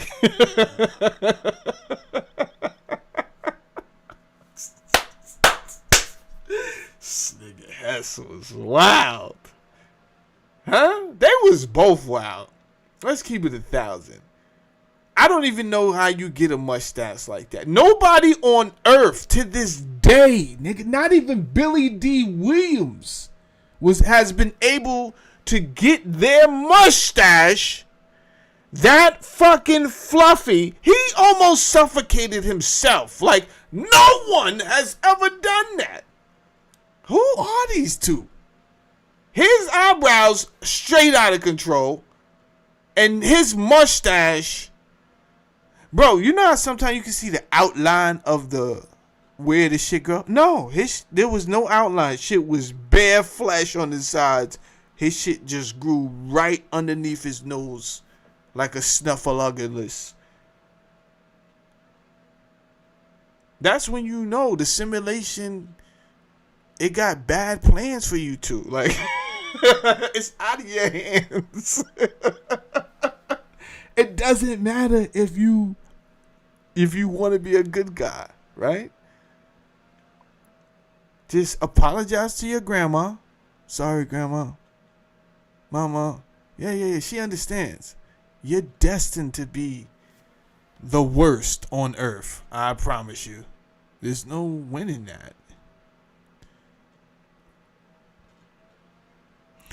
Under the encouragement of his student Hess, Haushofer decided to attend the trial for treason against Hitler and was thoroughly impressed. He decided to groom him for the Lebensraum, which we will get to. The Lebensraum, the ideology behind the Lebensraum is to expand the territory of your government. In this case, Germany would be expanding into what? Russia, right? But also, if you've been listening to me, which is a long time, for some reason I started doing fucking 3, 4, 5 hour lives, but I'm bringing content to you. So if you don't finish all of it one day, you'll just pick back up tomorrow, right? Fine. The Lebensraum was, I don't want you to think this is only a German ideology. The Germans were working with the Japanese. The Japanese had beef with Russia. They both win with Lebensraum. You understand? If you missed the beginning of my show, then when I end this live, you have to go back and start over, because I started to talk about the Black Dragon Society and the Green Dragon Society. So there's a secret society who want to give the resources to Haushofer so that this Lebensraum can take place, this expansion of Germany into Russia, so that really Japan is like, yeah, that's our boy. We got him. He's going to do it. He got that crazy motherfucker, the new cat that was at the trials. Ooh, Hitler, that's his name, this crazy mustache boy. He's over there fucking shut up. He just got sentenced to 5 years. Yeah, it ain't over. It ain't over till it's over. It's over. Right? So he decided to groom him for Lebensraum, which was a German concept of expansionism and far right-wing politics. It stipulated that Germany required a Lebensraum necessary for its survival, and that most of the populations of Central and Eastern Europe would have to be removed permanently, Jesus Christ, either through mass deportation to Siberia, extermination, or enslavement. See? Including Polish, Ukrainian, Russian, Belarusian, Czech, and Slavic nations considered non-Aryan. Oof. Jesus. Haushofer, here's the crazy thing. Because after a while, so we seen that Hitler had like 2 main mentors that I mentioned. There could be more out there. But at some point, Hitler goes rogue. He does him. I don't know what that means.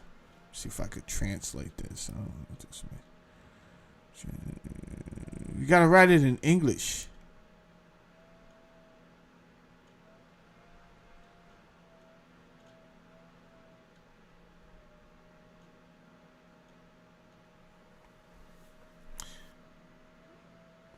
What are you guys on my case about pronunciation for? All of a sudden, you guys are the fucking German grammar police?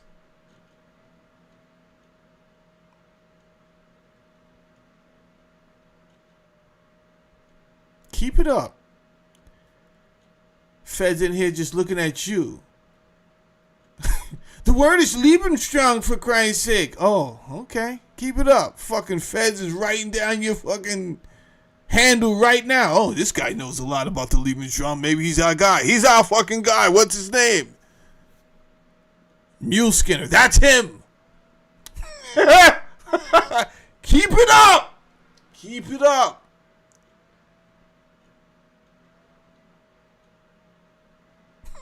Shucks.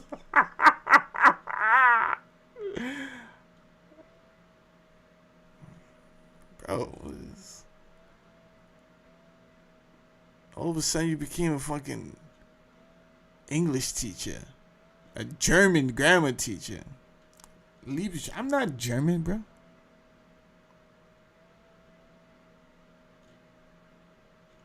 Haushofer argued that nations are like organisms. They must expand or die. Germany was spatially constrained.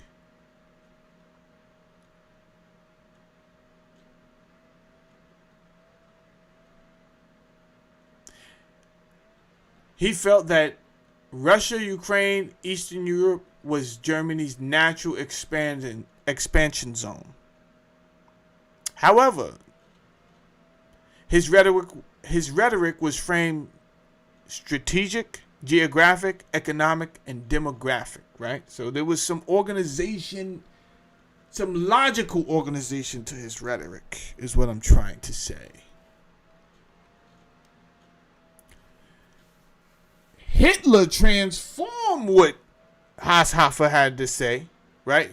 Once again, we've seen this in the past, just a few minutes ago, where someone could take what Helena Blavatsky says and change it. That Helena Blavatsky's ideology has been changed and mutated hundreds of times, and turned into these small groups, right? And this would be no different. Hitler heard what he wanted to hear.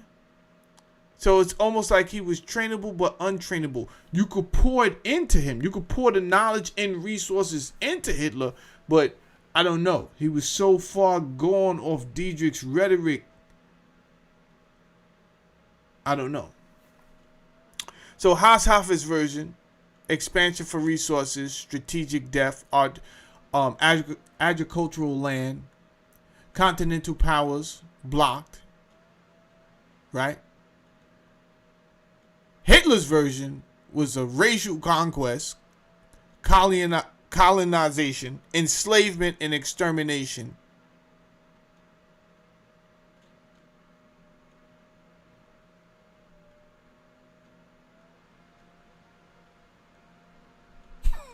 yeah. Roby. Yeah, he's a fucking translator all of a sudden. Nine! I didn't know I asked for a fucking translator, right? This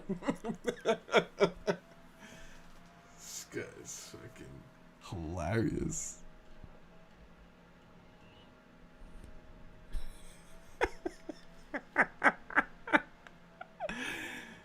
Oh, God. He got upset. It's called Lebensstrand, for Christ's sake. Brother, what do I know, bro? What are you so upset about? All right, Twilight of the Gods. Write this down in your notes. You can look it up later. Twilights of the Gods. So at this point, what I'm telling you is Hitler's losing his shit, right? It's only so many ideologies he could really take. Some say he was on some type of narcotic. I don't know if that's true. I'm just saying you what I hear. Some say he might have been on some narcotics, pharmaceuticals.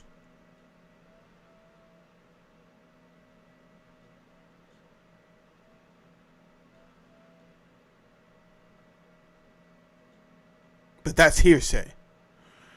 Some say Haushofer was supported by the Black Dragons with as much resources that they could muster to accomplish what he needed to implement a regime change that would allow the further decay of the USSR. However, after they unanimously approved Hitler's initiation into the secret society, he went rogue and could not be controlled. He started a two-front war against Russia on the east and the United States and Britain on the west, sealing his demise. Yeah, so apparently at this point, he's not listening to anyone, right?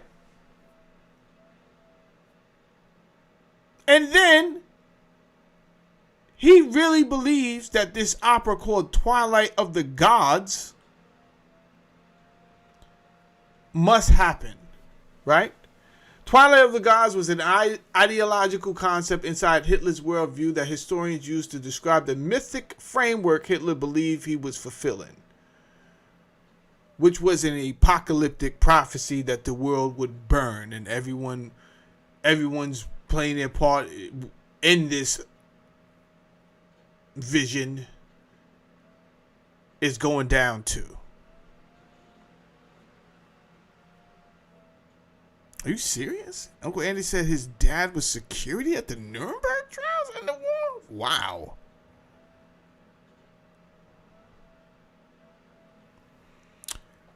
Wilt's Wonderland say you be a good old boy for master now. Okay, I will. I will. Thank you, Wilt's Wonderland.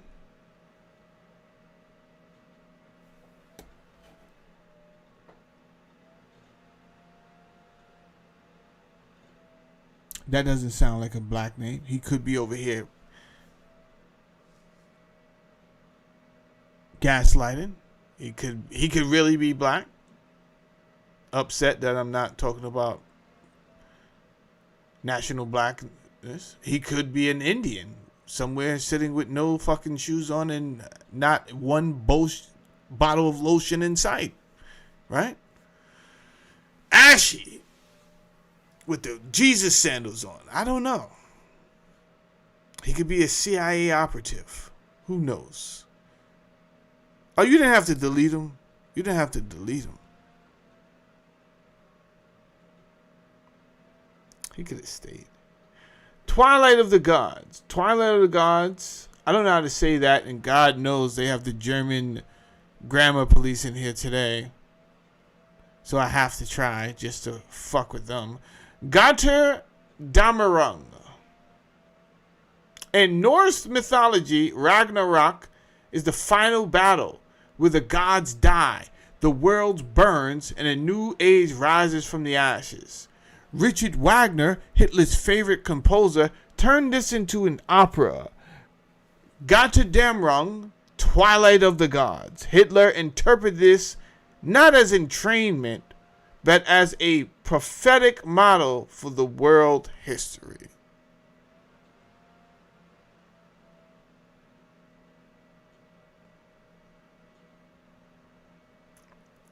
So, like I said, he was losing his shit. Because why would you even go to war with Russia and the United States and Great Britain at the same time? You're bugging, my boy. But he also might have been, this is what I'm thinking. If it is true, because obviously I cannot prove that Hitler was actually brought into the secret society of the Black Dragons or the Green Dragons, but it is said that they provided him with even greater resources of manpower. Kind of like when Kamala Harris let in millions of undocumented migrants in hopes that they would be able to vote and help out the Democrats later on. Kind of like that, right? So they said that these Black and Green Dragon societies actually provided millions of infantrymen. I don't know how true that is. What I know is he's losing his shit and he's way overconfident about who he's going to war with. That's what I know for a fact. And now he's into, this is not even, I wouldn't even call this esoteric ritual. He's just out here doped up thinking that he's really believing in these stories, right? So Hasshofer could not get Hitler back in line, and Hitler actually sent Hasshofer along with his family to a concentration camp. In 1946, Hasshofer and his wife took their lives. Damn, playboy!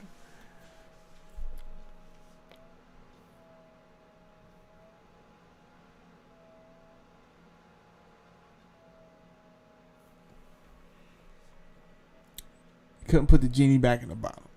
They tried.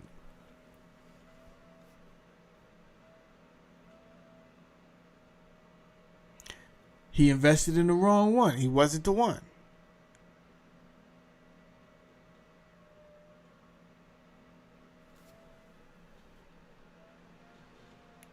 All right. Let's get to the science. End this thing so I can get some lunch.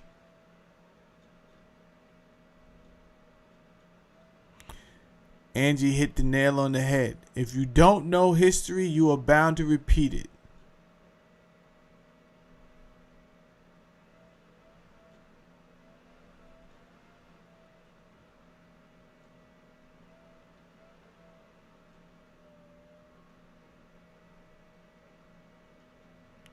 Exactly, Uncle Andy.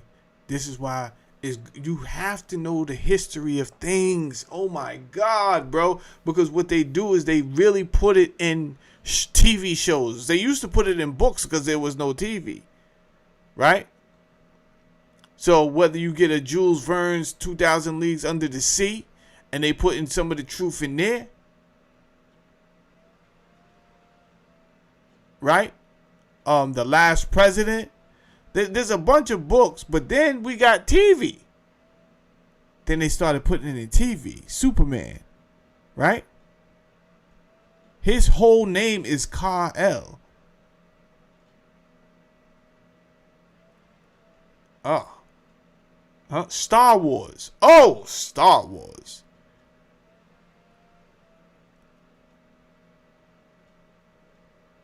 There's too much going on in Star Wars. The Death Star. There's a lot. It's all. They still do it. Spidey into the Spideyverse. The Hydro Collider.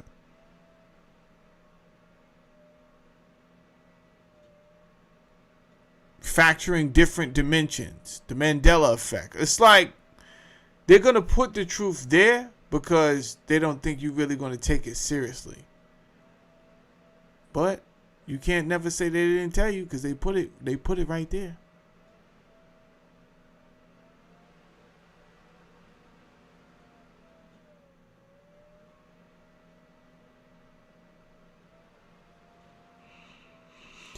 All right.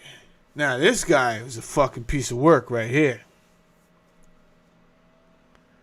I think I'm going to read his wiki too. This guy was wild. Now, Hitler removed the responsibilities from Hermann Göring, who Göring I think was his like number 2. But Göring has some responsibilities, which was scientific, and he had some technical projects. But Göring couldn't get it done. So Hitler removed Göring and he replaced him with a civil engineer named Hans Kammler. Now, it looks like Hans Kammler is just an innocent type of guy. But indeed, he is crazy. Full-fledged nuts.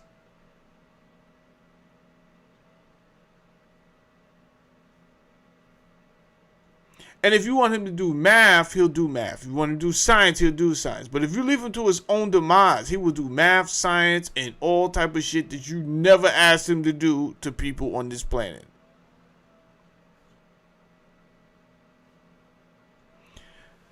Hans Kammler was among the worst of the Nazis. He was responsible for the construction of Hitler's slave labor sites and concentration camps.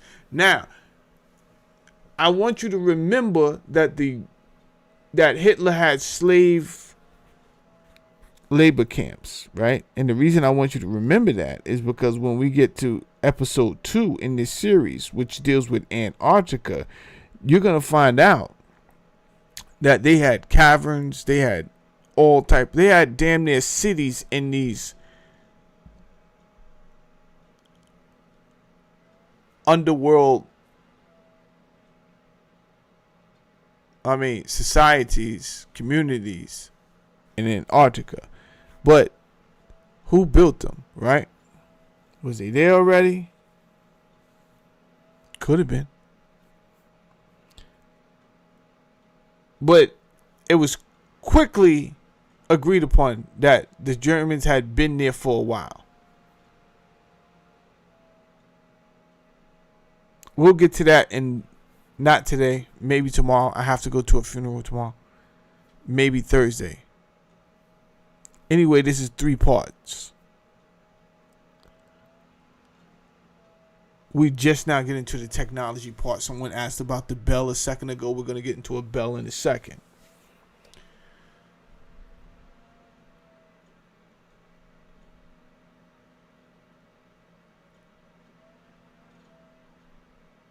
So he personally altered the design of Auschwitz to increase crowding, right?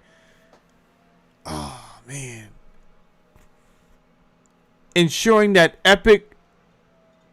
epidemic diseases would complement the work of the gas chambers. Now, we see a lot of tactics that the United States uses, but you have to remember, we didn't get rid of a lot of these people that were working with the Nazis, and some of them were fucking Nazis, and we didn't get rid of them. We brought them back to the United States for a better life in exchange for them to share their ideas with us so that we can use them. Now, if you are naive to think that some of these ideas has never been used on you, then God bless your soul, and I don't really have a lot to say to you. Right? No, the CIA is not supposed to be working domestically. But if you think that the CIA has never worked domestically because they're not supposed to, then what am I going to say to change your mind? I don't have anything. You want to believe whatever the narrative is, that's fine. I would like to believe what's right in front of my face is that these people were doing some things that you did not understand, and you wanted to know how to do them and how they got understood this science and this technology. Some of this science, what they call science, was used to implement behavioral engineering. Right? So when we talk about picture that, designing a town or designing a system that would increase crowding on purpose. And then think about what we just went through in 2019 and 20. It's crazy. Any old way.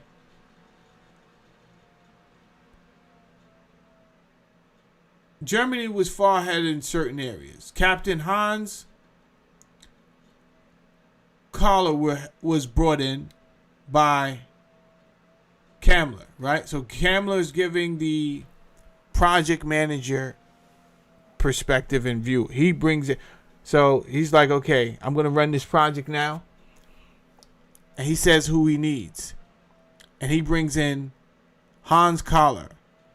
Hans Kahler helped the Germans develop scientific technology that was far more superior than the rest of the world had ever seen at that time.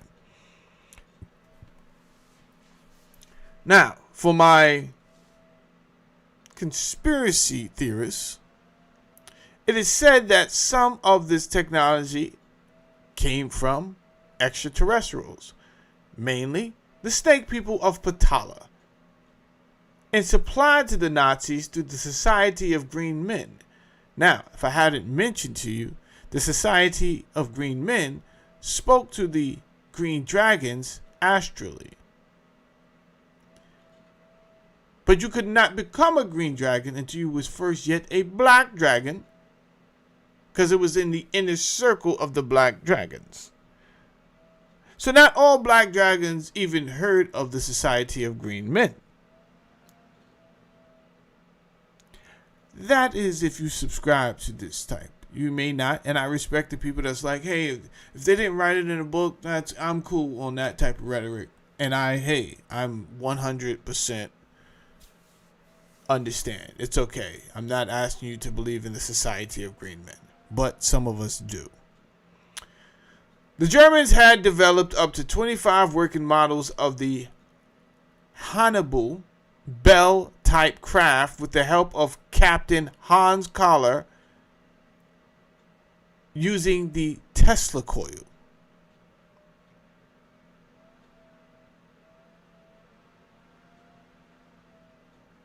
Okay, Angie, got you.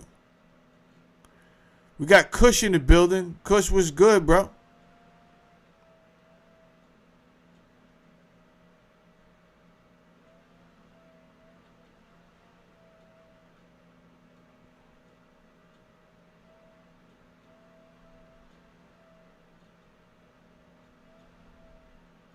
We're gonna get back to the V2. Oh, he knows his planes. Yeah, yeah, and your rocket. So I think this is the V2. The rocket down here. So they had a whole brand of V's. I'm not gonna act like I'm an expert on them, but what I did was put the V rocket down there, and then I put the V. What is it called? I should have really put the label of what it's called down there. However, damn, I would have to go all the way back up to. It had the this plane had this special stabilization technology in it, right? And at this time, America did not have this technology. At this time, they did not. And that is what I wanted to kind of like push during my next 4 or 5 slides. I just wanted to really get it out there that is kind of. Now, don't get me wrong. America has some pretty cool technology, right? And I might have put some of it in here. America had this thing where they was able to remote control planes. What did they call that? Project it begins with an A. I'll find it. Hold on one second. I'll find it right now. Operation Aphrodite, which, by the way, Operation Aphrodite, JF Kennedy's older brother died in that. Let's get into that for a second, right? Let's just get into that for a second. Here we go. All right. So here goes. And this is the wiki, and you guys could just take a note, write it down, look it up later, right? But as we get into more of this technology, the German technology, I just wanted to kind of show you where we was at with stuff. It's not like we was in the dark ages. We just wasn't where the Germans was at with their robotics.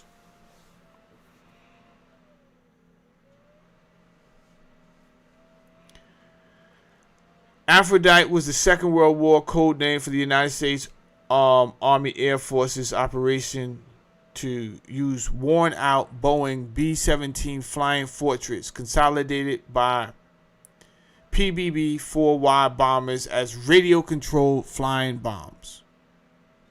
So they would just pack the bomber with a bunch of dynamite and stuff like that, right? And then the pilot would parachute out, and then allegedly, they would be controlled by radio waves.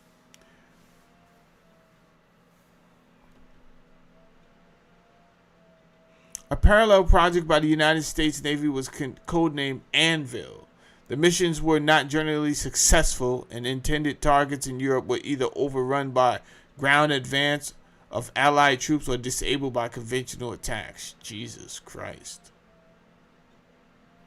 Let's get into these V weapons. V weapons, known in original German as the, I don't know how to say that, but we got to do it for the German grammar police. Let me piss them off. Virgil Stunfwagen. I know that's not how you say it. Vergeltungswaffen were a particular set of long-range artillery weapons designed for strategic bombing during World War II, particularly strategic bombing and aerial bombing of cities. There were the V-1 and pulse jet-powered cruise missile, the V-2. So I think that is what the gentleman was referring to a second ago about the V2 on this here slide.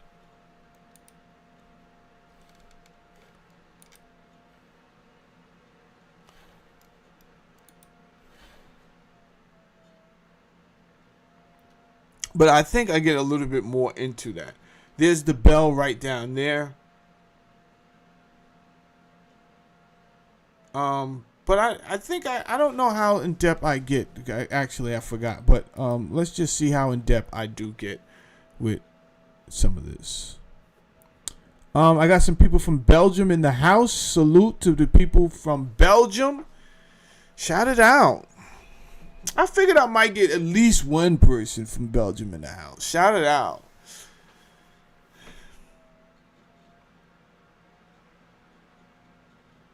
All right. All right. This is called the Hannibal Bell. This craft down here is the Hannibal Bell. From what I've read, they had the Hannibal 1 and 2. And I do think I get into the actual specs of the Hannibal, and it's if I didn't, I will get into it because they're pretty impressive. Hannibal Bell type craft with the help of Captain Hans Kahler using the Tesla coil. All right, let's keep going.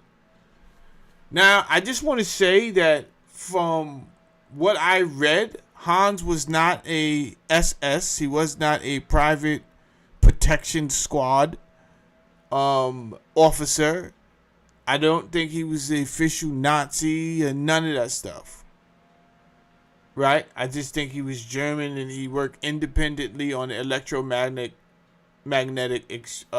experiments. I could be wrong if you guys find out different, but I didn't want to make it seem like I put that in there just to, differentiate him from who was actually a Nazi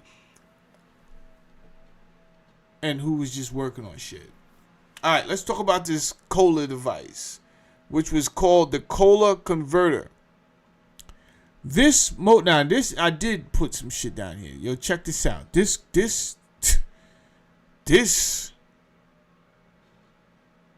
technology is wild. Sidebar. But it also lets me know, because when I seen Back to the Future and those guys was on the skateboard, immediately I thought in my head, I know how to make that shit work.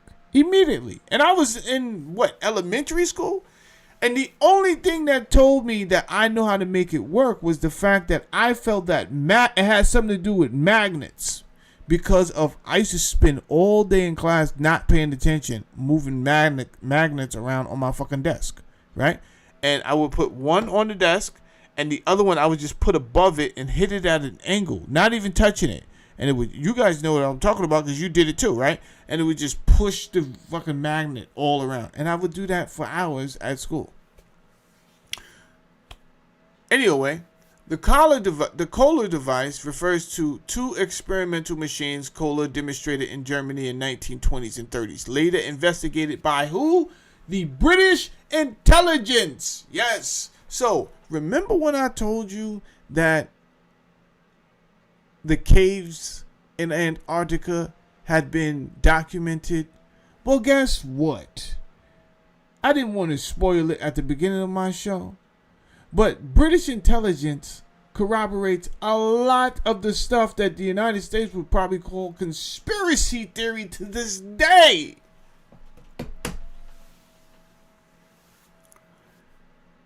But the British already came out and was like, yeah, that shit is true, son. That shit is true. Like, what?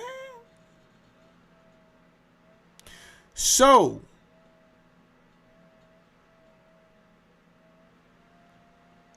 British intelligence investigated this Collier device. One was the magnet Strom apparat, and the other one is called what? The Strom-Zuger current generator. They allegedly produce electrical output, okay? Use permanent magnets, had no obvious external power source. That's wild. And appeared to violate known energy conservation laws. Shout out to everybody coming in. Hit the like button. Hit the like button.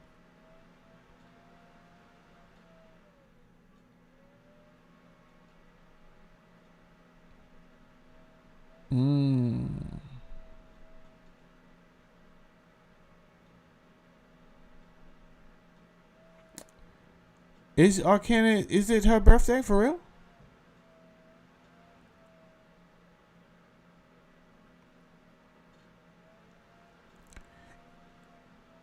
If it is your daughter's birthday, then happy birthday, Arcana.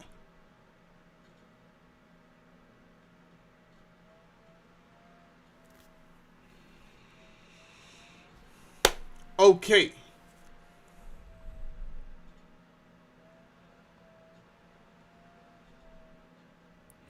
Mr. Mars says, do you think they found this technology or created it? I think neither one, Mr. Mars. I think they was given this technology. Now, you, Mr. Mars, you asked me, so I'm going to answer, right? This is me personally. I believe in other humanoid beings down here on this planet. So I definitely believe in these reptilians living in underground. However, I do understand that it may be more of us than there are of them. So they need people to, they need to be able to use humans, beings, the Homo sapien sapien, because many of us are human beings, but we are not Homo sapien sapien. We are a different version of a humanoid species that may have come from a different star constellation. However, to answer your question, I think that these beings gave this technology to these people. However, we're not done. This is only episode 1. Episode 2, I talk about Antarctica. In episode 3, I discuss the United States. Now, we have not discussed the extraterrestrials that have landed in the United States. And in episode 3, you will see how the power of having, the benefit of having the Federal Reserve behind you, one. The other benefit of having already confiscated what the United States and British intelligence found in Germany, meaning the technology, the science, and bringing back their scientists to the United States, and then whatever information they got from the extraterrestrials who were alive after they crashed in the United States, and they was able to give. That's a lot of information for the United States. After that, the United States is fucking king for a while. King for a while. Until now, we're changing currency. So they're losing one of the pegs on the legs, which is the power of having the money machine behind you. You can't just use the Federal Reserve anymore if everybody else decided to trade in their own currency. No one gives a fuck about the US dollar. So now we're kind of losing that strength there. You understand? People are figuring out if I trade my natural commodities, natural materials with using my own currency, I make more. Fuck your dollar. Right? And that, so it gets convoluted, which is why I didn't want to do one show. I can't not if I'm going to explain. And as you can see, I'm very lengthy when I explain shit, because if I run over this type of information, people won't remember it. It won't. I'm not even giving them a chance to digest, because I'm doing a 20-minute show and trying to stuff. I don't want to do that. So that's how my shows end up being 4 hours, 5 hours long, because I take my time. I allow people to actually think on what I'm saying. I beat it into the ground, and then they say, oh, I see what he's saying. Yeah, now you see what I'm saying.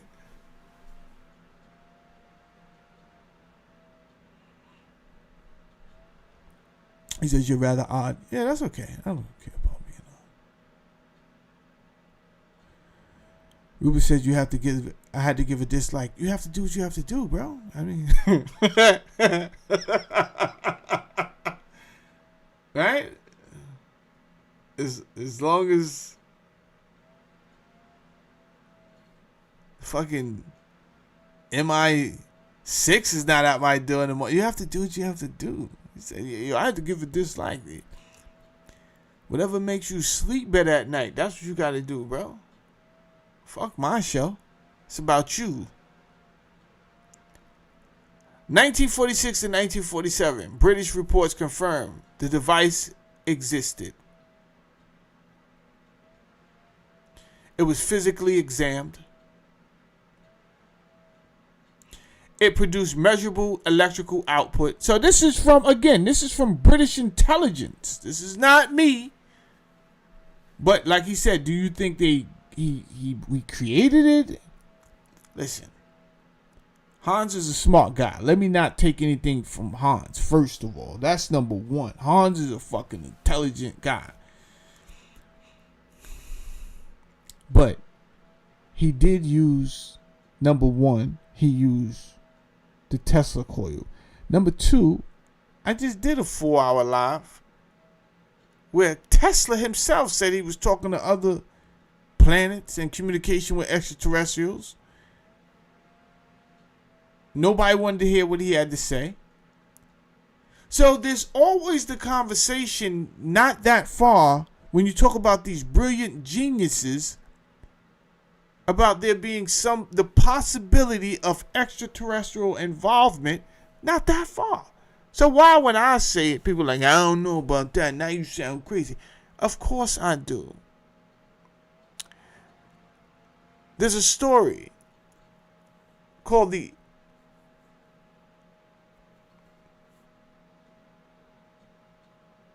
Allegory of the Cave by Plato.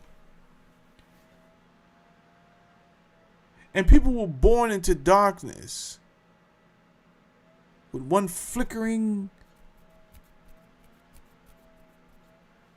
fire in the middle of a cave. And that fire, as you know, it makes shadows. And the people that were born in the cave thought the shadows were the gods. They thought they were the real gods.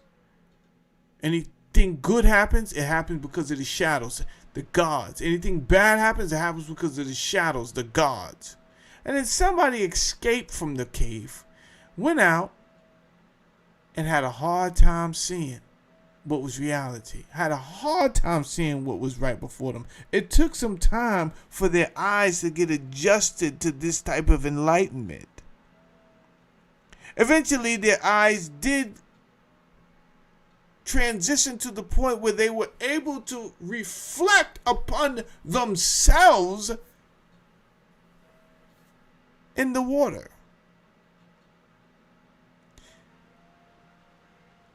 Eventually, their eyes adapted to the world 100%. They were so marveled at all the things that they seen, all the colors and the interesting things, that they said, I must go back now and tell these other people.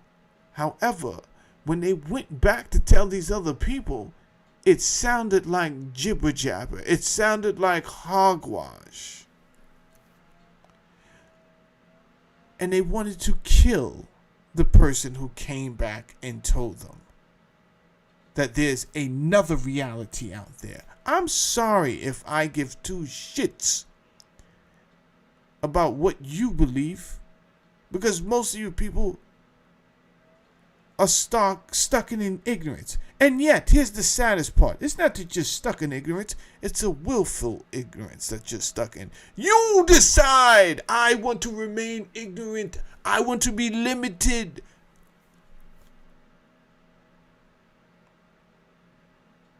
So what can I do with that? Nothing. That's why I said it's your world, squirrel. It's your world, squirrel.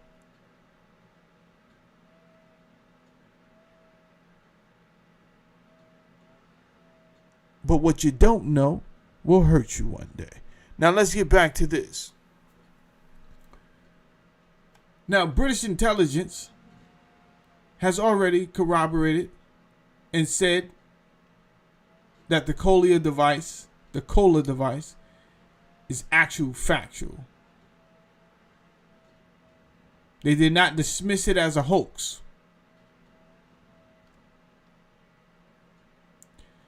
Now, I'm going to end here because, like I said, tomorrow we're probably, if you come back tomorrow, we're gonna take off from here and we're gonna go further. Now we'll get into the U-boats and the V series and the caves and the caverns and the Antarctica, and how Britain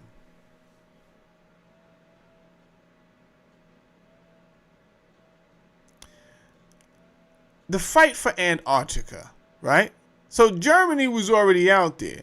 So when Britain got there, as we will see tomorrow or whenever I do the next show, they discovered shit is already built. Like, there's society up here, and the Germans had already been here.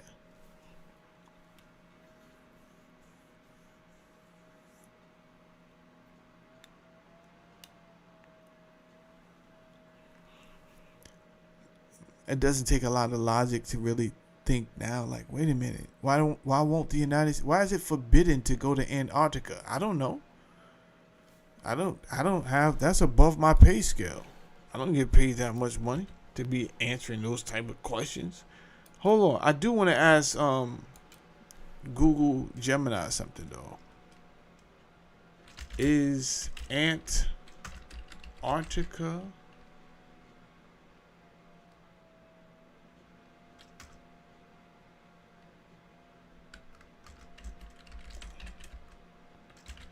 larger than the United States? If so, by how much? Yes, Antarctica is significantly larger than the United States, about 1.5 times bigger, covering roughly 14.2 million square. Well, 5.5 square miles compared to the United States at 3.8 million, making it the fifth largest continent and larger than either Europe or Australia. How is this possible and no one is allowed the fuck up there? How is this possible? However,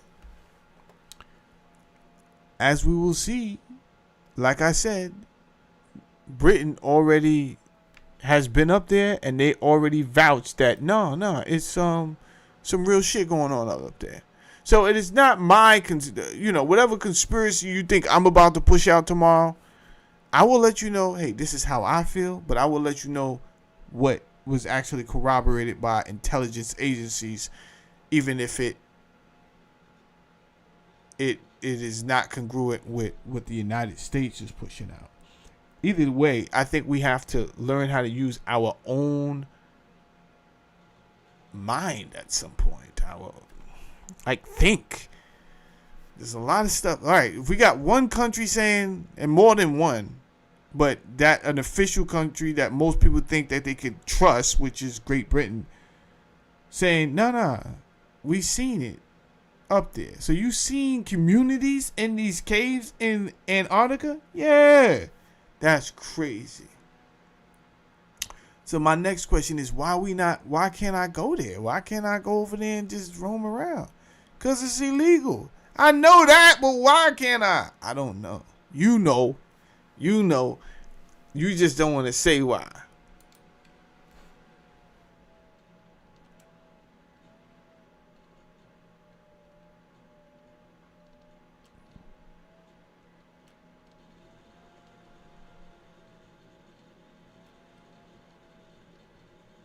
Give me a second, Joe.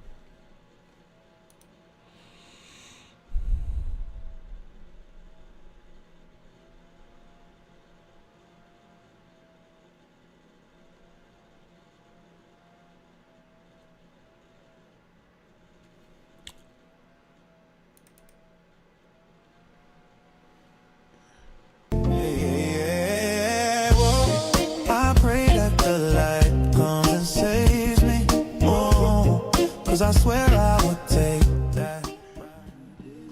If you're new to the show, that's my outro music. Thank you for joining me today. Hopefully you hit the subscribe button, because tomorrow we're going to come back and we're going to talk about Antarctica. And then the third show, we're talking about the United States, the Majestic 12. Usually I get deep into certain things. I probably didn't get as deep into the V2 missiles, but guess what? What I might do tonight is I'll go and get some of those specs together for my real nerds. Shout out to all the nerds in the house. And then I'll try to give you a great show tomorrow. You understand? So thank you for rocking out with your boy. We was up here for a little bit.